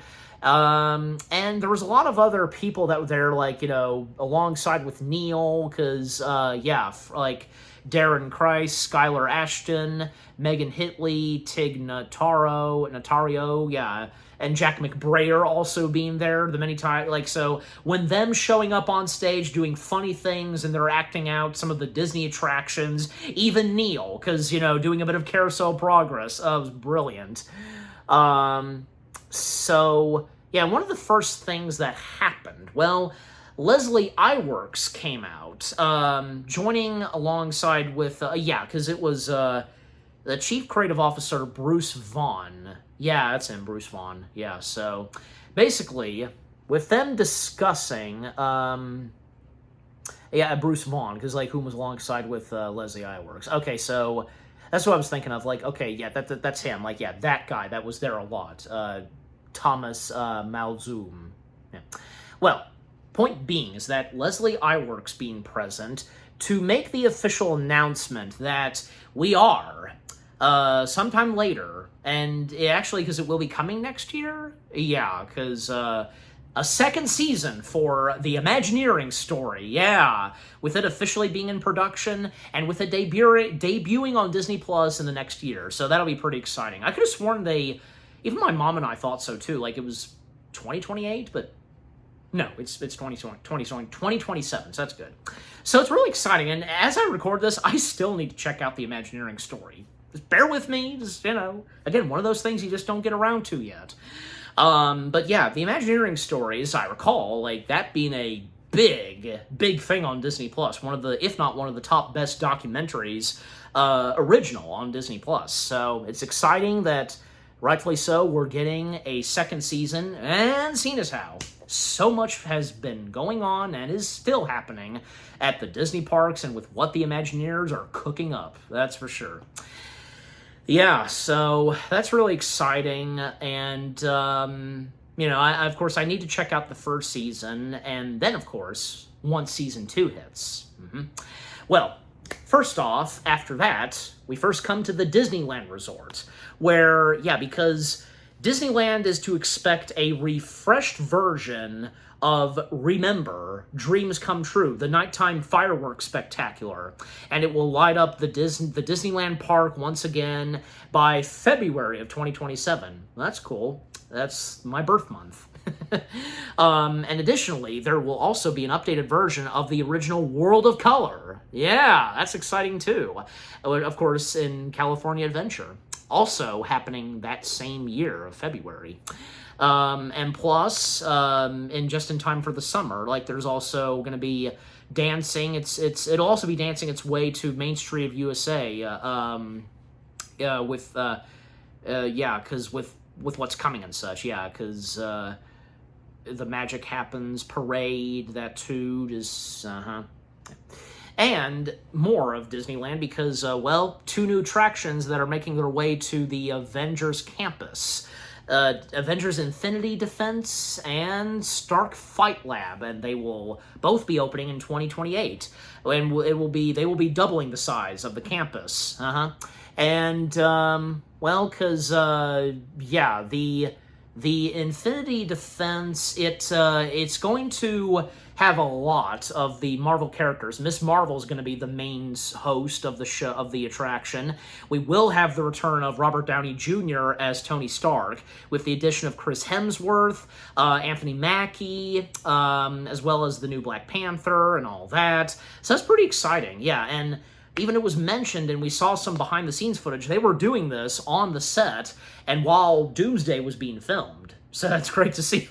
I wonder if it was not that really hard and difficult for Robert to go from, say, being Victor Von Doom to Tony Stark. Well, and for Stark Fight Lab, I mean, this was announced early on in one of the past D23s that for Stark Flight Lab, Robert Downey Jr. will be Tony Stark in that, so, yeah, so that's going to be really exciting to hear. And also, something else that's coming Disney California Adventures way, well, the Coco ride, yeah, that's going to be making its way, and, well, because the Imagineers, they had been working closely with Pixar, of course, and to nod to the original film, and with its upcoming sequel, and with the attraction, its storyline, it's going to pick up a year after the events of the first film, yeah. So that's gonna be pretty exciting, and our first glimpses, like, you know, any of the concept art that was shown for the Coco ride and all that, pretty exciting. Also, it's also been announced that there will be another reimagining of Tomorrowland in Disneyland, yeah, because it's happened before, like, back in the 1990s, yeah, they did a reimagining of Tomorrowland for both Disneyland and Disney World, where, especially for Disneyland being, like, say, close to, like, Jules Verne and all that, and in the case of Disney Worlds, like, going for, like, a galactic spaceport and all. So, yeah, and with the transformation honoring the legacy of the original land, and technically the one at Magic Kingdom at Disney World, it had started bringing that back too, honoring the legacy of the original Tomorrowland, yeah. And while with it reimagining its future and with new attractions and more open spaces, new places for you to dream about the future. Yeah. And of course, speaking more of Tomorrowland, and in the case of Magic Kingdom's Tomorrowland, well, because, yeah, Neil Patrick Harris making this announcement, it was one of the first ones where, yes, because the further updates we have gotten so far for Carousel of Progress, we know, of course, that a Walt Disney animatronic is going to be in the pre-show, but whom is going to be the new voices of the Carousel of Progress dad and mom, John and Sarah? They're the only ones that we heard of that are going to be the voices of them. John being Bryan Cranston, and Sarah, Jamie Lee Curtis. This sounds exciting, yeah.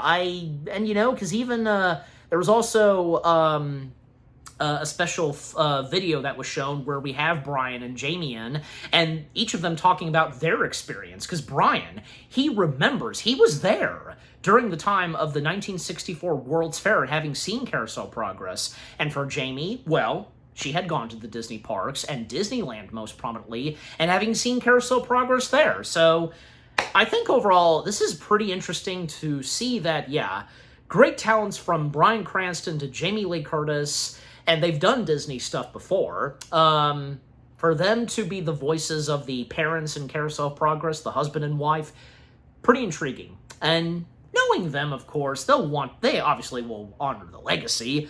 They'll do the very best they can, and with the voice performances that they each give to the two of them. Yeah. Anyways, well, so besides that, just overall, I think it's really exciting. I'm down for it, you know, for Bryan Cranston and Jamie Lee Curtis to voice them. But besides that now, because, yeah, well, we had gotten further updates on Disney and Pixar's Cars making its way to Frontierland, with the official location of Cars in Frontierland being called Piston Peak. Yeah, well, yeah, that's the name of it. Yeah, Piston Peak, and where, you know, the attractions that we'll have, where Flitter's Daredevil Spin-Along, that's the name of it, it puts the larger-than-life school bus front and center as she hosts her wildest competition yet. And there's also going to be Cars Ridge Run Rally, and it will send cars racers climbing mountain trails and all that. Sure that is the title, so, of the attraction. But, yeah, so, yeah, and looking at the concept art pics right here, and with what we so far have now seen for Piston Peak, with its 2 new attractions, and there will be a little bit of Tom Sawyer's Island left. Yeah, remains left of Tom Sawyer's Island, and in the models and art pics, they will still have that bridge that you move and that's wobbly. It's literally like that close to the water, so that's... and when you go through that bridge, you do get a good look at the Haunted Mansion by the side, so yeah. So that's nice to see, and some water there too, and all that, so... And besides, it seems like most of us, even my mom too, kind of settling down on cars being in Frontierland, because it's not just about the racetracks and all. In the world of cars, it's about travel and the country. So there you go. Yeah, that's what we're getting most prominently. Yeah. And I just, of course, I'm down. As much as it's a shame and Rivers of America will be missed, it'll be nice to see with what all Piston Peak has officially installed. Once it's finished and complete, we see it physically with our own eyes, and what we think of it by then. Anyways. Alright, so yeah, just overall, I'm down. I'm down still for Piston Peak and everything that we've now heard so far. Yeah. Also, yeah, one other thing about Piston Peak. One of the cars being modeled after that Disney Park Ranger, you know who I'm referring to. That's nice. I love that. All right. Well, not just Cars, the Cars Land. Not really Cars Land, but, the piece of Cars that's making its way to Frontierland. Besides that, well, further updates on the Villains Land. Yes, because, well, the Villains Land having its panel, and, well, in the Villains Land, and with what they've so far described, us, the guests, will step into the dark and twisted world, shaped by Disney's most infamous evildoers, and yeah, from racing through Maleficent's enchanted briars, and on a thrilling coaster, to venturing into the Magic Mirror's mystical realm. Oh, that's going to be so exciting. We're going to have a roller coaster in there. And there's also going to be a boat ride, as I recall them saying. Yeah, because... there's going to be a boat ride in there, too. And, yeah, because looking at this concept art right here, this boat ride, well, some of the main Disney villains we will see in the Villains Land, from, say, Jafar, Cruella, Scar, and Ursula, and, of course, the Magic Mirror being there. That was really cool, because once we got to the Villains Land being discussed... on stage, the Magic Mirror stepping in, and it was Corey Burton, of course, voicing the Magic Mirror. And also, cannot forget to mention this, because during the discussion of the Villains Land, Glenn Close showing up as Cruella de Vil. That was awesome. And my mom and I talking about this, she got a kick out of it too. Didn't we all? Because, can't get enough of Glenn Close as Cruella de Vil. No, just nailing Cruella in live action. And it made me wonder, even now it's gotten my mom wondering too, and if you think so too, if maybe this occurred to you, but if not, well, you're about to hear me say it, that makes me wonder. I wonder if Glenn Close will be doing something Cruella in the Villains Land. I mean, besides that she was there on stage. Could it be possible? We'll have to wait and see. But overall, I can't wait to see how this all turns out. Yeah. Alright, so with that out of the way, the updates we had gotten on Villains Land, something straight from Disneyland Paris. Well, a couple. Because, yeah, well, Hyperspace Mountain, being Star Wars themed, it will make its way for Space Mountain, Dila Taralala Loon. Pardon me trying to pronounce that, which being because it's a reimagined experience being inspired by the Jules Verne story, and that originally shaped the attraction. Of course it did, because, yeah, parts of Tomorrowland and Disneyland Paris mirroring the style and look of Jules Verne. So yeah. I mean, with what we so far know is going to come to Space Mountain and Disneyland Paris, look forward. And in addition, well, because with what else is making its way to Disneyland Paris, yeah, further updates on the upcoming Splash Mountain-themed Lion King attraction. Yeah, because, well, over at the Disney Studios, now being called Disney Adventure World, yeah, because it will have its first ever Lion King attraction, and of course with it bringing Simba's story to life like never before, and the guests, they will journey through the Pride Lands alongside Simba, and as he grows from a curious cub into the king himself, yeah. So some of the concept artworks and all for the upcoming Splash Mountain Lion King attraction, that's pretty much what it is. Looks pretty cool. In fact, I recall originally when it was first announced, it was going to be, say, themed to the live-action remake. But it seems as of now, they've changed it to the animated version. That makes a lot of sense, and it's perfect, and oh boy, because oh man, there's no doubt that those animatronics that are going to be in the Lion King boat ride, they're going to look fantastic. Yeah.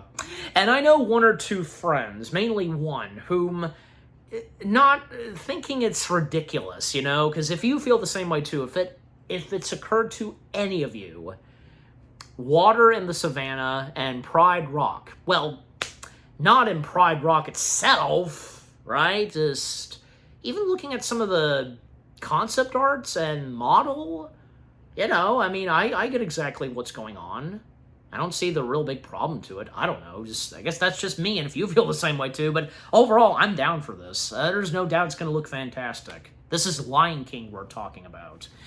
Also, in one of the other concept picks, Scar. Oh, man, that's going to be awesome. Scar and the hyenas in there, too, somewhere. Oh, my gosh. Because, okay, obviously it's going to retell the story of Lion King. So that's great. All right, so going from Disneyland Paris to Tokyo Disneyland, because the announcements that was made about what's coming Tokyo Disneyland's way, well, we know, of course, that a brand new version of Space Mountain is on the horizon, and in Space Mountain Earthrise, yeah, that's gonna be the title of Space Mountain's update? Okay. I don't recall hearing the new title for Space Mountain. Space Mountain still being there, those two words, but in addition, a third word, Earthrise. Oh, well, sounds intriguing. Well, basically, yeah, because the guests, they will launch into the cosmos and experiencing the wonder of Earth from a perspective unlike anything seen before in a Disney attraction. Interesting. Maybe kind of going in that same territory, kind of, like, say, what the updated version of Mission Space had to offer. If you know where I'm going with this, just, yeah. But, you know, just overall, that sounds intriguing. And yeah, because the further progress they've been making to reconstructing the outside interiors of Space Mountain, fantastic. And oh boy, because with whatever it's gonna look like inside, can't wait. All right. Well, then coming to Tokyo still, with what's coming else, Tokyo Disneyland's way, and Jack McBrayer popping in, dressed up as his character Fix-It Felix Jr., basically, we will have in Tokyo Disneyland the World of Wreck-It Ralph. Yeah, it's going to have a Sugar Rush Sweet Rescue attraction. That's the name of it. And, of course, yeah, where basically, in this, you know, the guests will join Ralph, Vanellope inside the game of Sugar Rush, where they'll help transform rogue sugar bugs back to their original forms, and while they're trying to stay one step ahead of King Candy along the way. So there's going to be a bit of retelling of the film itself. Yeah. And we did get our first glimpse at the Ralph animatronic, which looks fantastic. Yeah. Like, yeah, because when they showed, the Ralph animatronic wasn't moving, but then when he started to, the audience, they were just like, whoa, just, yeah, that was great.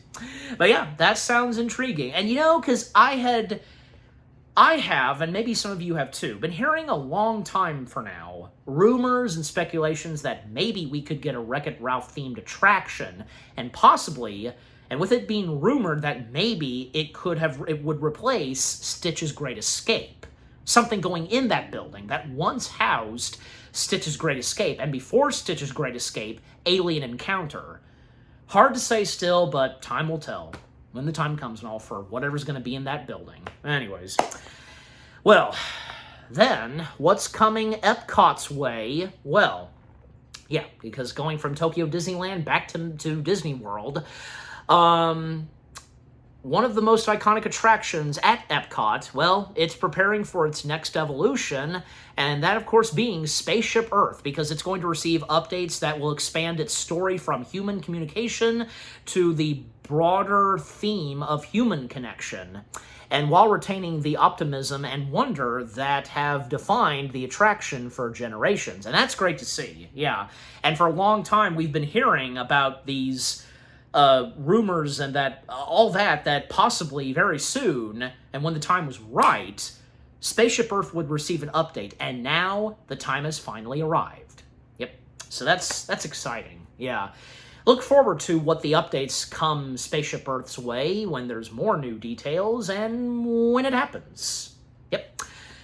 And something else that's coming Epcot's way, actually, because two biggies. One that was announced earlier, and the other that was announced, it was literally the last thing that was announced. Two biggies that are making their way back to each Animal Kingdom and Epcot. The Dreamfinder and the Yeti. In other words, no more Disco Yeti. Yes! First off, Dreamfinder. He is now returning. He will return, finally, at long last, to Journey into Imagination with Figment. No more of Eric Idle. It's not Eric Idle's fault. Like, we should not bash Eric Idle. No, because this is one of the Monty Python veterans we're talking about. Get a grip, you know? And for me personally, okay, I never grew up with Journey into Imagination that had Figment. Yeah, that would be obvious. I never really disliked the version of the attraction that we've been having with Eric Idle as Dr. Nigel Channerman. Yeah, I always liked Dr. Nigel. Not bad theme park character at Disney. You know, this is Eric Idle we're talking about. And, you know, his chemistry with Figment, very amusing. Yeah. And, you know, the rendition of Imagination that is sung by Figment and Eric Idle is pretty good. You know, and how ironic that that was one of the songs that was being played before the panel began. So, yeah. Yeah, and also because, yeah, Figment, having been voiced by Dave Goelz, I presume, and when Journey into Imagination gets its updates, we will have Eric Idle once again voicing, not Eric Idle, Dave Goelz, the voice of Gonzo, one of the legendary Muppeteers, you know, whom has been the voice of Figment ever since that update. I'm sure as though, no doubt that he will once again voice Figment. He's got to! You know, not to mention he was present in one of the past D23s. That was D23 Destination, and when they unveiled that Figment was coming back as a meet and greet. So there you go. Yeah. So I hope so for that. I don't see why not. Why that can't happen. Dave Goelz coming back to voice Figment. But yeah, so for the Dreamfinder coming back, Journey to Imagination being redone and all that, being updated, it's exciting. Yeah. There are going to be some things in the current version of Journey to Imagination I'm going to miss. Like, I really liked the queue, because we had photos of the Imagination Institute inventors, you know, like the Inventor Award winners, you know, from, Robin Williams and Rick Moranis, their characters from each Honey, I Shrunk the Kids, and Flubber, even Weebo, a few props of Honey, I Shrunk the Kids and Weebo from Flubber on display. I like that, and the offices, you know, of them, just, yeah, it's great. All right, but, okay, Yeti. Yeti is coming back. He's coming back to life at Animal Kingdom on Expedition Everest. About time! And finally, it seems though that the technology has catched up. Yeah, now they finally have the technology to properly fix the Yeti, because they unfortunately weren't able to at the time. And how unfortunate it was that between 2006 and 7, the Yeti didn't last that long. So yeah, but overall, Disco Yeti is no more. The Yeti will finally come back to life. And even Joe Rohde, because of course Joe Rohde being there at D23, there's no doubt that he was delighted by this, living to see that the Yeti's finally being fixed. He even vowed years ago that he would one day fix the Yeti, and it's finally happening. Yeah, the time has now finally come. So this is going to be really exciting, and, well, I mean, I presume, because it's going to be the same exact Yeti animatronic that's been sitting there all these years. They might have to, of course, make some tweaks and all, and with his animation, you know, moving and all, we'll have to wait and see. But nevertheless, this is really exciting to see that we're finally seeing the Yeti come back to life and all that. It's going to be great. And when the day arrives. Oh, man, because especially everybody's going to be... That ride's going to be jam-packed. No doubt about it. All right. Well, something else making its way to Animal Kingdom. Well, further updates we got on the upcoming section of Animal Kingdom that's going to have Indiana Jones. Yeah, because Harrison Ford made an appearance on screen announcing that his face will be used, of course, for the character of Indiana Jones, his likeness and all, for the animatronic figure. That's great. And we have the official title for the Indiana Jones attraction, which being Indiana Jones and the Myth of the Jade Serpent. Interesting. And this is going to not only feature, of course, an animatronic of Indiana Jones, but this is also going to have a big snake animatronic. Yeah, a serpent and all that. And yeah, because a model of the head, big compared to the Indiana Jones animatronic. Yeah. Oh boy, for anybody who has a phobia of snakes, brace yourselves. Yeah, and of course, as we all know, the Indiana Jones attraction taking dinosaurs' place. Well, and you know, seeing as how because it's obviously going to use the same track system and all that was in Dinosaur. And even before Dinosaur, Dinosaur used that track that first came to the Indiana Jones attraction at Disneyland. So you know this, of course. So yeah, so that's going to be great. And, you know, work in progress on the outside of the building looking pretty nice so far. And, you know, with what we've so far seen and how the ride's going to look inside, pretty awesome. Yeah, so overall, it's going to be exciting to see what all is in store for the upcoming Indiana Jones attraction. Indeed so. And not just Indiana Jones, but next door somewhere, yeah, because the Encanto stuff that's coming our way, because, yeah, because with it being Antonio's Festa di Encanto. So basically, what's going to happen with this? Guests will be invited into Casita on Antonio's special gift day, and by exploring new rooms that are creative exclusively for the attraction. And that sounds intriguing. And of course, Encanto itself, you know, fantastic movie. I've done my review, and I loved it. Just, yeah, excellent. And, oh man, there's no doubt they're going to make it beautiful. They're going to make that attraction beautiful how it was in the movie, with that kind of magic and such. All right. What else? Okay, there's just a few more things left about, what was it, the panel. So, now we come to Monstropolis. Let's talk about Monstropolis. Yeah, the upcoming Monsters, Inc. land at Hollywood Studios, having replaced the Muppets Courtyard. Yeah, and with it, Muppet Vision. So, the further updates we got of Monstropolis, I should say. Yeah, because when they were talking about Monstropolis, that was right before the Villains Land stuff was talked about. Yeah, so the further updates we had gotten on what to expect for the Monstropolis land. Well, because, yeah, obviously, further updates on the door coaster, and seeing a animation demo, you know, one of those, like, and how it's going to look inside, and, yeah, they have the claws that grab the doors, yeah, they're gonna have that. That looks awesome. but especially, besides the door coaster, we had gotten official updates on, say, the Harryhausen's restaurant, as well as a show that is going to be in the theater that once housed Muppet Vision. Well, with the Harryhausen's restaurant, because, because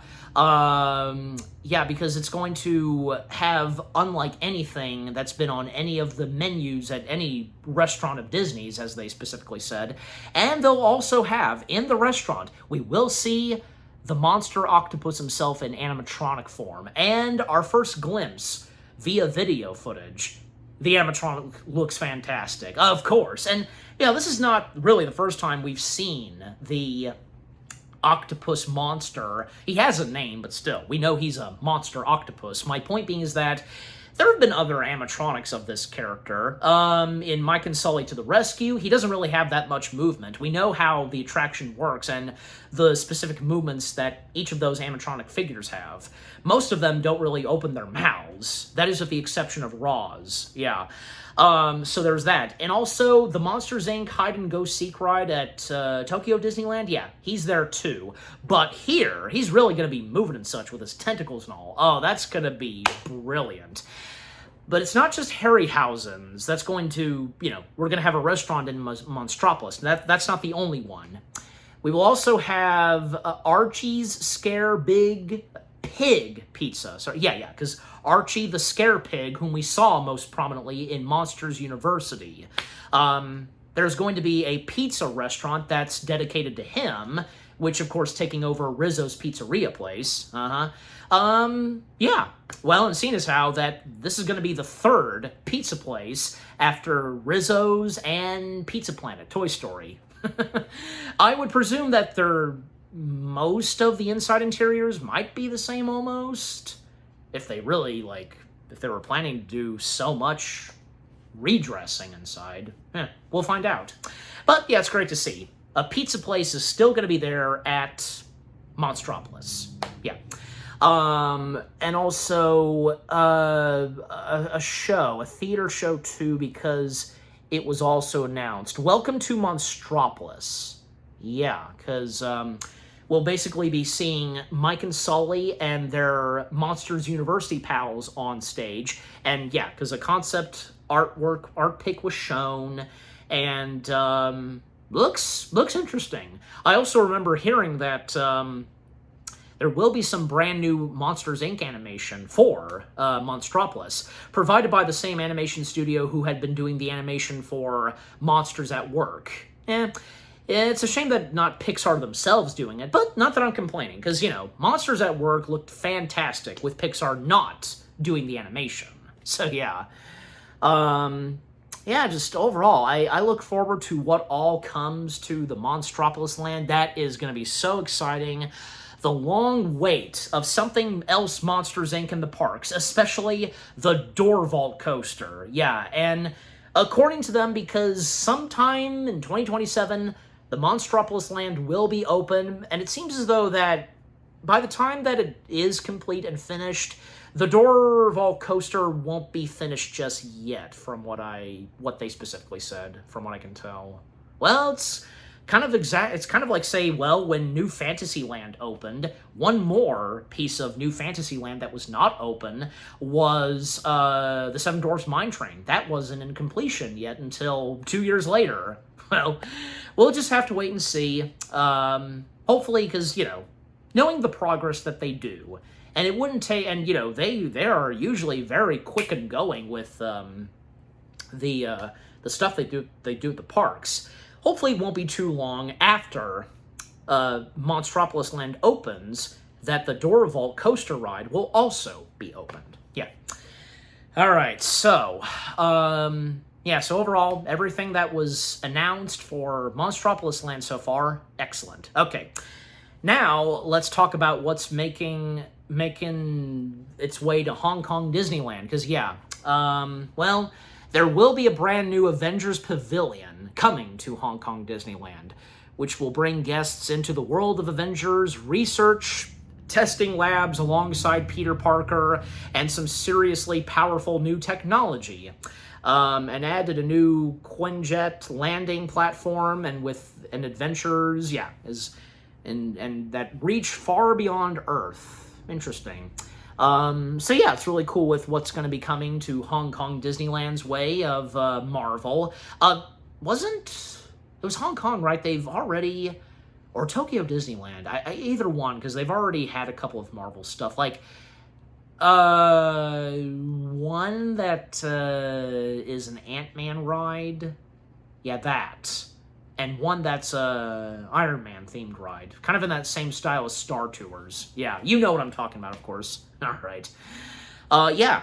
Also at Shanghai Disneyland, yeah, the Shanghai Disney Resort, because there will be something else Marvel related, yeah, that's coming its way to Shanghai Disneyland, because a complete new coaster, yeah, Spider Bots, and with the latest projects from the Worldwide Engineering Brigade. So something else Spider-Man, this time making its way to Shanghai Disneyland. That sounds great.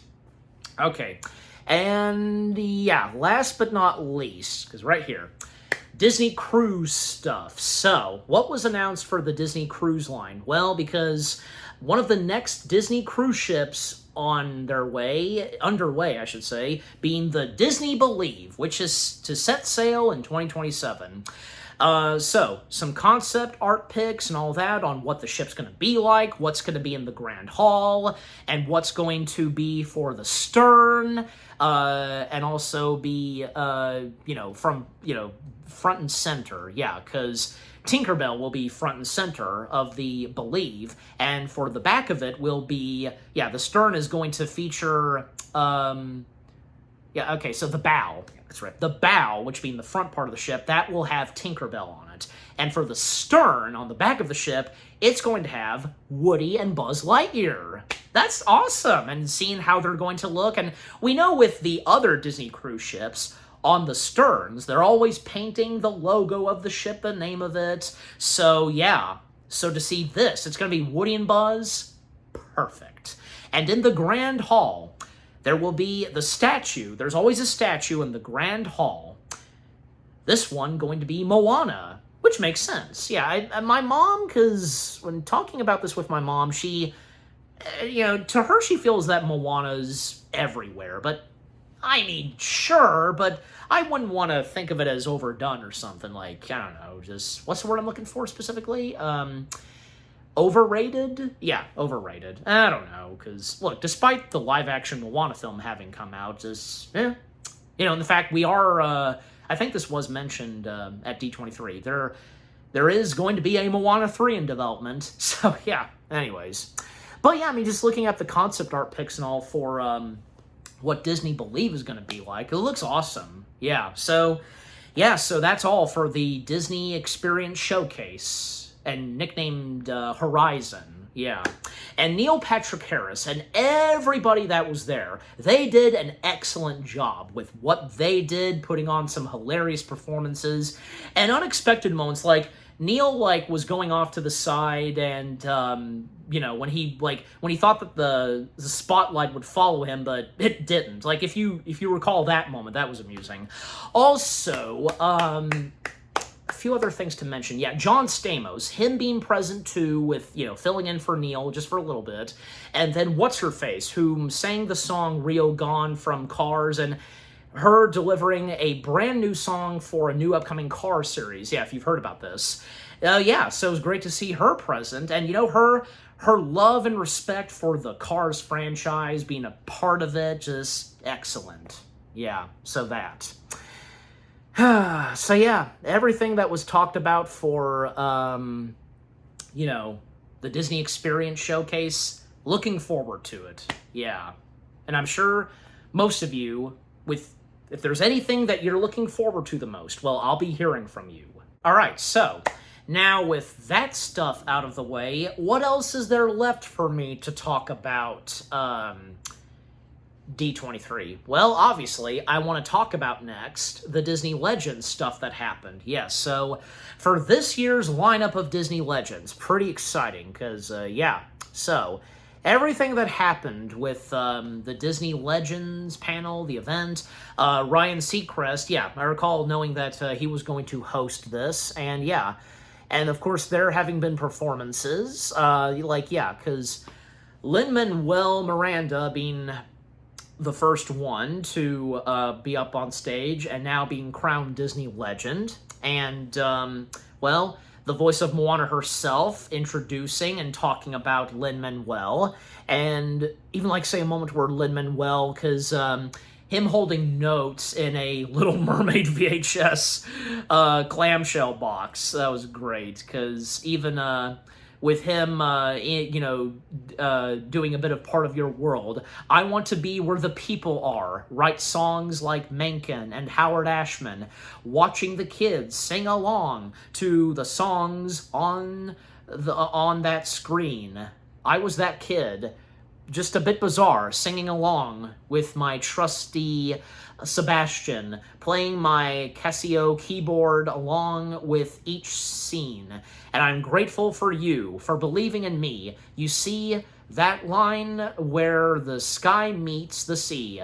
God, what a time. Grateful that I am part of that world. Brilliant, just brilliant for what Lin-Manuel did. Yeah.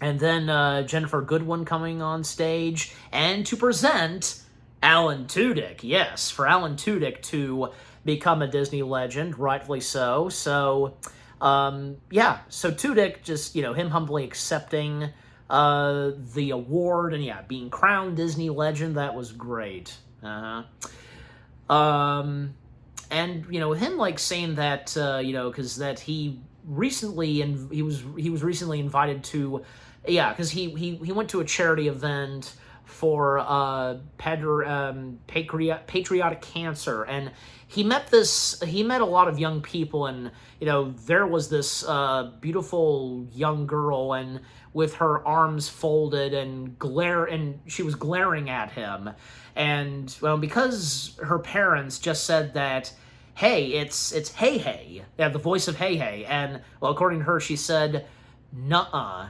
and with her having a picture of Hey Hey. And that's, because she wanted Hey Hey to sign that picture. And he put Buck Buck in there, so that's delightful to hear.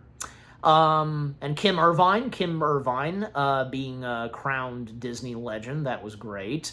And, because Kim Irvine, because being a Disney Imagineer, and just like her mother, who was the face of Madame Leota, the legacy and impact that Kim had left on Disney, and of course with her involvement in the Haunted Mansion, where, because following in her mother's footsteps, being the face of Madame Leota for the Haunted Mansion holiday. Yep.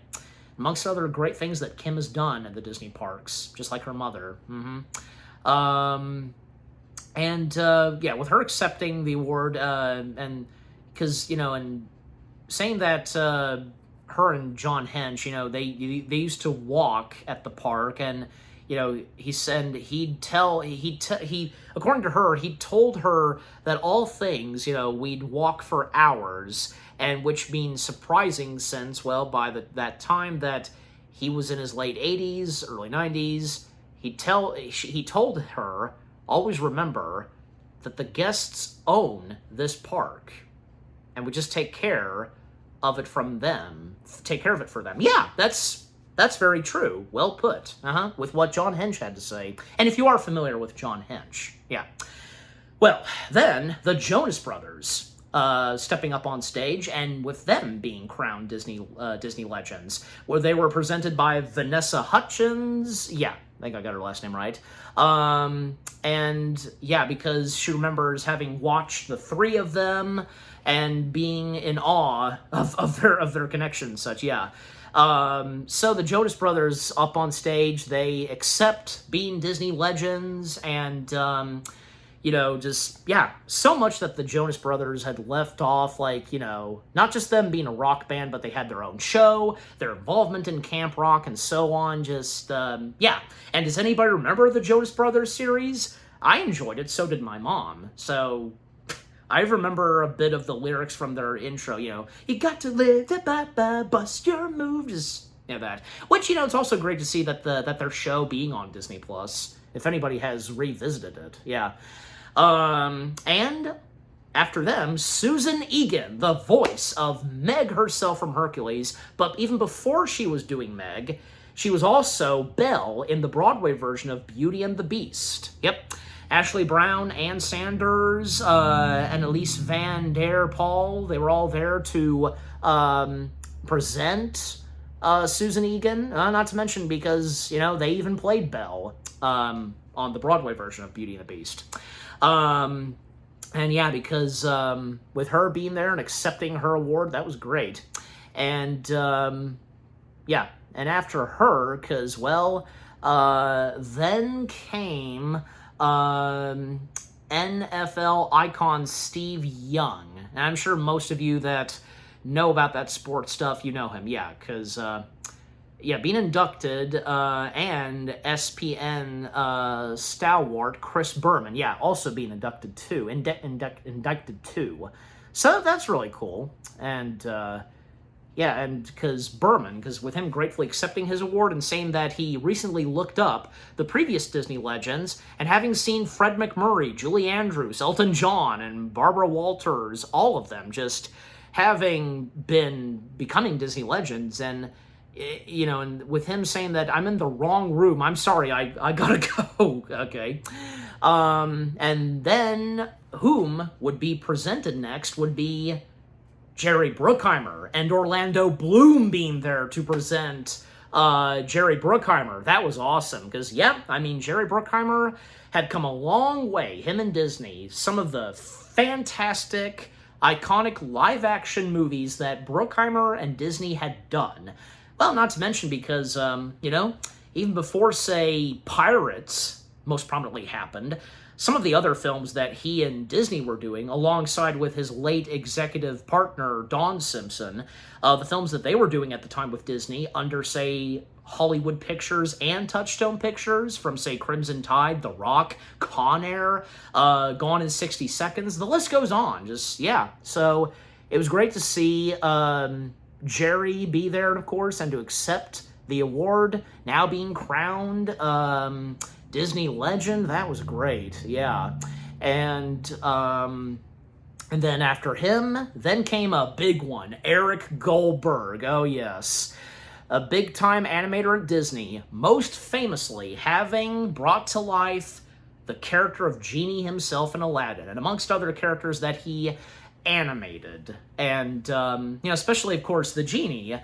Of course, Eric, just highlighting and just labeling his work on animating the Genie as his top best. Especially when it came to Robin Williams. Yep, the late Robin Williams, with what he brought to the voice of Genie, and Eric Goldberg animating Genie, and with that, just excellent. And that was amazing and delightful to see when Eric Goldberg was on stage.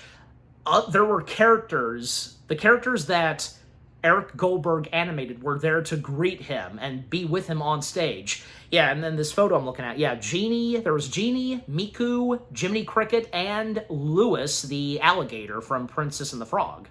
Yeah, and because Eric Goldberg had animated the Genie, Jiminy Cricket, besides Genie, animated Jiminy Cricket a couple of times, and I recall that he had recently animated Jiminy Cricket for the Nighttime Parade at Magic Kingdom. And if you know about this, just, yeah. So, yeah, it was great to see. And then, also, because, Eric Goldberg, like, with what he had to say, because, him stating, and I quote, "People have asked me recently what it feels like, what it feels like to become a Disney legend, and it is very humble to be part of a rarefied group that includes so many people I've admired for so long." And those that he names off, from Mary Blair, Frank Thomas, Ollie Johnson, Mark and Alice Davis, yeah, Ward Kimball, Fred Moore, Ken O'Connor, Joe Frank, Bernie Mattinson, and Robin Williams, of course. Yeah. So that was great. And right after Eric Goldberg, then came Anne Hathaway. Yes. As I mentioned early on, because, yeah, where she would in a couple of days become Disney legend? Well, on that day, she rightfully so did.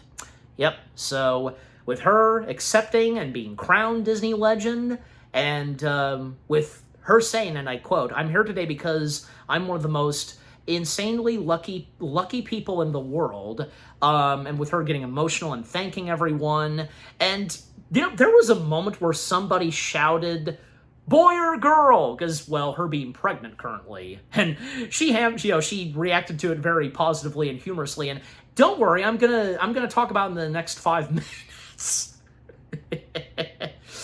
Good old Anne Hathaway, God bless her. Yeah, that's so great. Yeah, just overall, it's delightful to see that she became Disney legend, and right after her, then came The Rock himself, Dwayne Johnson. And because Dwayne Johnson, he's come a long way. Doing a lot of stuff with Disney. Not just Moana, okay? He was doing other stuff with Disney before, say, Moana. And keep in mind, like, I gotta be honest, like, probably one of my very early introductions to Dwayne Johnson would have to be, say, Game Plan. That was one of my very first early introductions to Dwayne Johnson. I think even before Game Plan, I knew just a little bit about him. I had seen his face. And when he had hair, because now he's bald, suits him.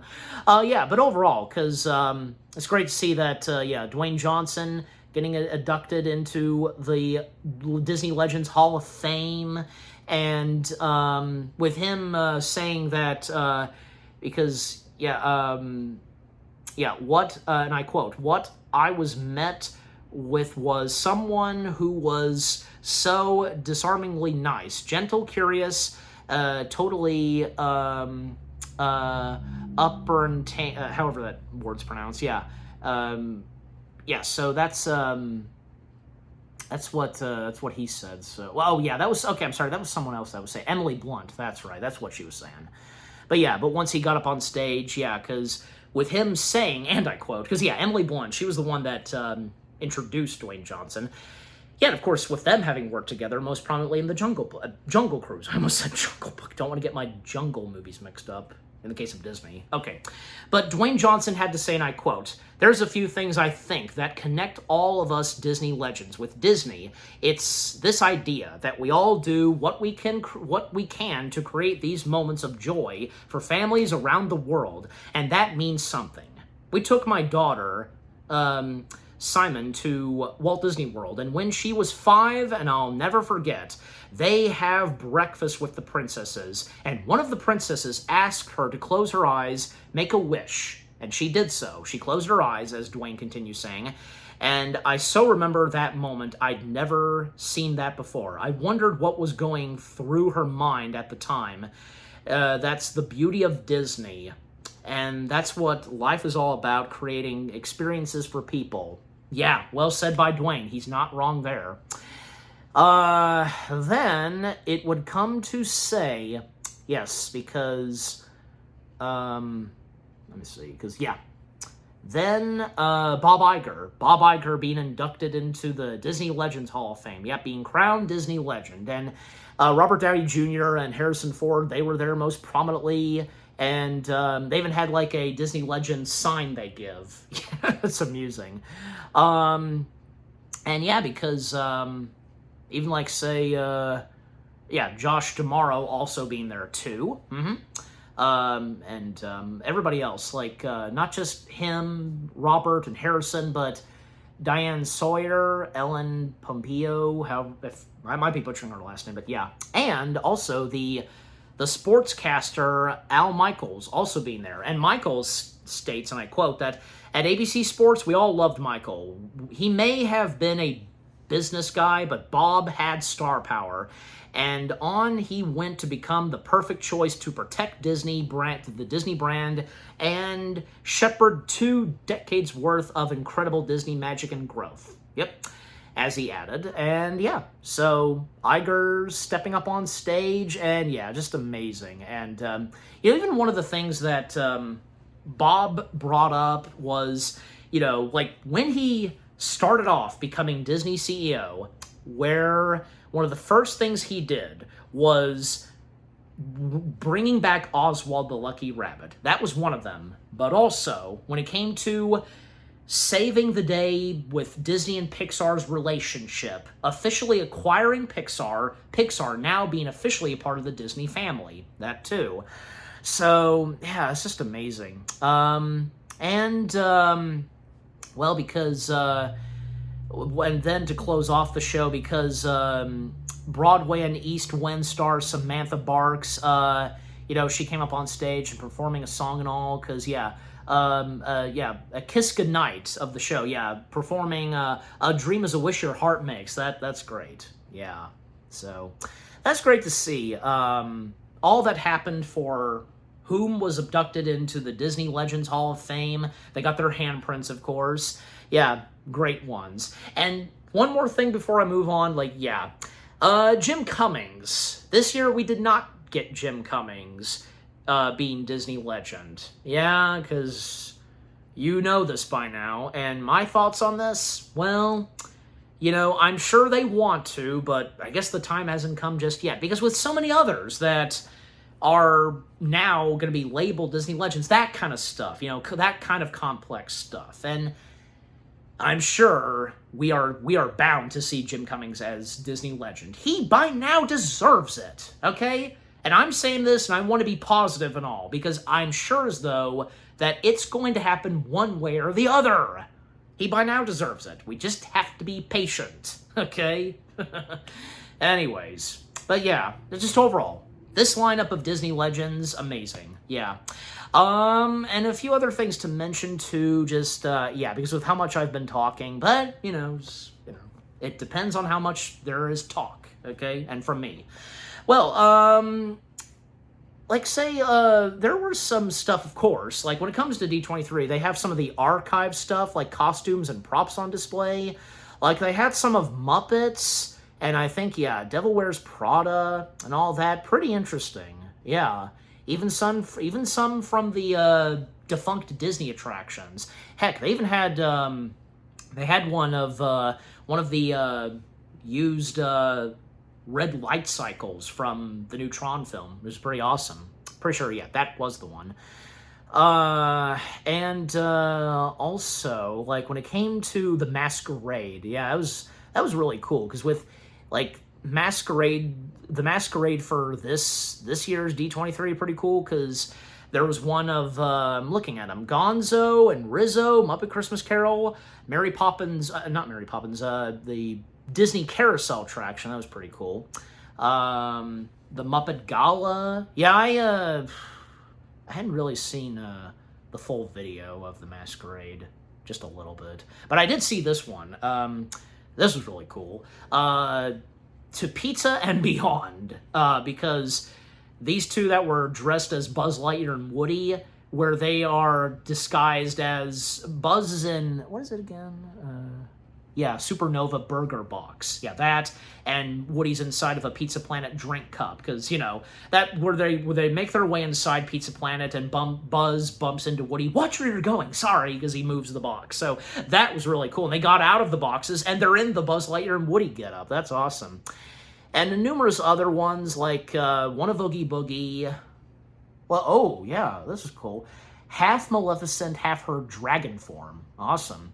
Some of those Red Imperial Guards in Last Jedi, them too. Elsa, the crab character, from Moana, and a inflatable lightsaber costume. That was pretty cool. So, yeah. So the cosplays that were unveiled and shown for the Masquerade were pretty awesome. And there's also something, I really didn't know about this one, something Dreamlight Valley. I really don't have that much to say on this, because, it's going to incorporate Hannah Montana and Lizzie McGuire. Hey, for anybody that plays Disney Dreamlight Valley, I'm sure you guys are looking forward to that. And also, this too, because 125 years of inspiration at D23, because, long story short, because other things that happened, because, there was this that happened, this panel. Bob Gurr was one of those people that was up on stage, as well as Floyd Norman. and also iconic former Imagineer Tanya Norris, just talking about the experience of working with Walt and also that panel. But there was also a panel for Beauty and the Beast that was hosted by the voice of Ahsoka herself, Ashley Eckstein. I did watch a little bit of that. Yeah, the 30th anniversary panel of Beauty and the Beast. Yeah, I kind of said it backwards. The Beauty and the Beast 30th anniversary panel. So yeah, Paige O'Hara and Alan Menken were most prominently there. And I did see this where, yeah, because Alan Menken mentioned this, so he couldn't help but think of Howard Ashman, that, you know, if he were here, because, like, yeah, he deserves the applause. And yeah, because he does so. Beauty and the Beast, the movie would not be what it is if it weren't for Howard Ashman. Not just Alan Menken, both of them especially Howard. Because especially Howard, he gave a beast his soul. Yeah. Yeah, and it's amazing, because, you know, like, what all happened for the Beauty and the Beast 35th anniversary panel, just, yeah. And there was a couple of other things, like, I saw this, a Lego Pirates of the Caribbean display, yeah, because it's basically the entire attraction. That's amazing.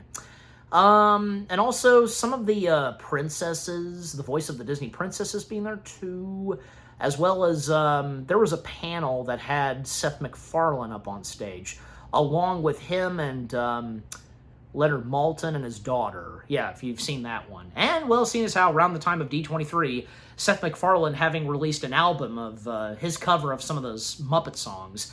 And Joe Rohde, because there was something about Joe Rohde, because, like, him chatting about Tropical Americas, yeah, and there was a bit of talk of Spider-Man, Brand New Day, and even showing some archived props from past Marvel films, like X-Men most prominently, the first batch of X-Men films. Like the headpiece that Xavier has for Cerebro, they had that, and Kevin Feige talking about his experience when it came to the X-Men films and all that. Just, yeah. All right, but I think by this point, I've said all I could say by this point. So, like I said, it depends on how much talk there is, right? Not just me, others that do this kind of stuff. Okay. But yeah, so that's all that happened at D23 and all that I've talked about. Yeah. Overall, and at the end of the day, everything that happened for D23 2026, all really fun and amusing. Yeah. All the various things that were happening the first couple of days, then when the big events happened, from the entertainment showcase, the experience showcase, special panels that happened, as I just mentioned, like from Beauty and the Beast, some Marvel stuff, legendary Imagineers that worked with Walt himself, and with video games and all that, props on display, other little small panels that happened, like a bit more of Simpsons. Yeah, the Simpsons did have a panel. Matt Groening was there. And also, further updates on the upcoming Finding Nemo short that center on Dory. Yeah, there was that too. And a bunch of numerous other things that were first unveiled, and from the movies, the upcoming films, from Disney themselves, Pixar, Marvel, Star Wars, TV shows, especially on streaming, on Disney+, the Disney parks from all over the world, the Disney Cruise Line, special surprise and appearances here and there, most prominently Glenn Close as Cruella, that's one of them. And with the Disney Legends, really good too. The announcement of the next installment of Kingdom Hearts, and again, Beauty and the Beast having its 30th anniversary panel. Songs and performances here and there throughout D23. And, yeah, the cosplays and all that we saw throughout D23 too. Awesome. And then when it came to the Masquerade, all the above. And maybe if there's one or two other things that I didn't mention, just overall, looks awesome, look forward, all the above. Yeah. Everything that happened for D23 2026, fun. Yeah. And what about you guys? what did you think of all that happened for D23 2026? Any of you? If any of you went to D23 itself, maybe not all of you, you tuned into it like me, virtually on YouTube, social media. You were technically there virtually. You attended to the live streams that happened, whether if it was anybody that streams at the Disney parks. I did. Yeah, I watched a couple of them. And for any of you that attended to the streams that happened on Disney Plus, that as well. What are some of the highlights for you? What are you looking forward to the most from the entertainment side, the experience side of the Disney parks, with the Disney Legends, the cosplays, all these other various things that you were looking forward to, that you predicted, you were wondering, and you predicted, as I said, just, yeah, all the above. Just need I go on still? Again, overall, what did you think of all that happened for D23 2026 with what all I've had to say, this video of me giving my thoughts and all? Yeah, just, again, what did you think of this video? Leave comments and give this video a like, as always.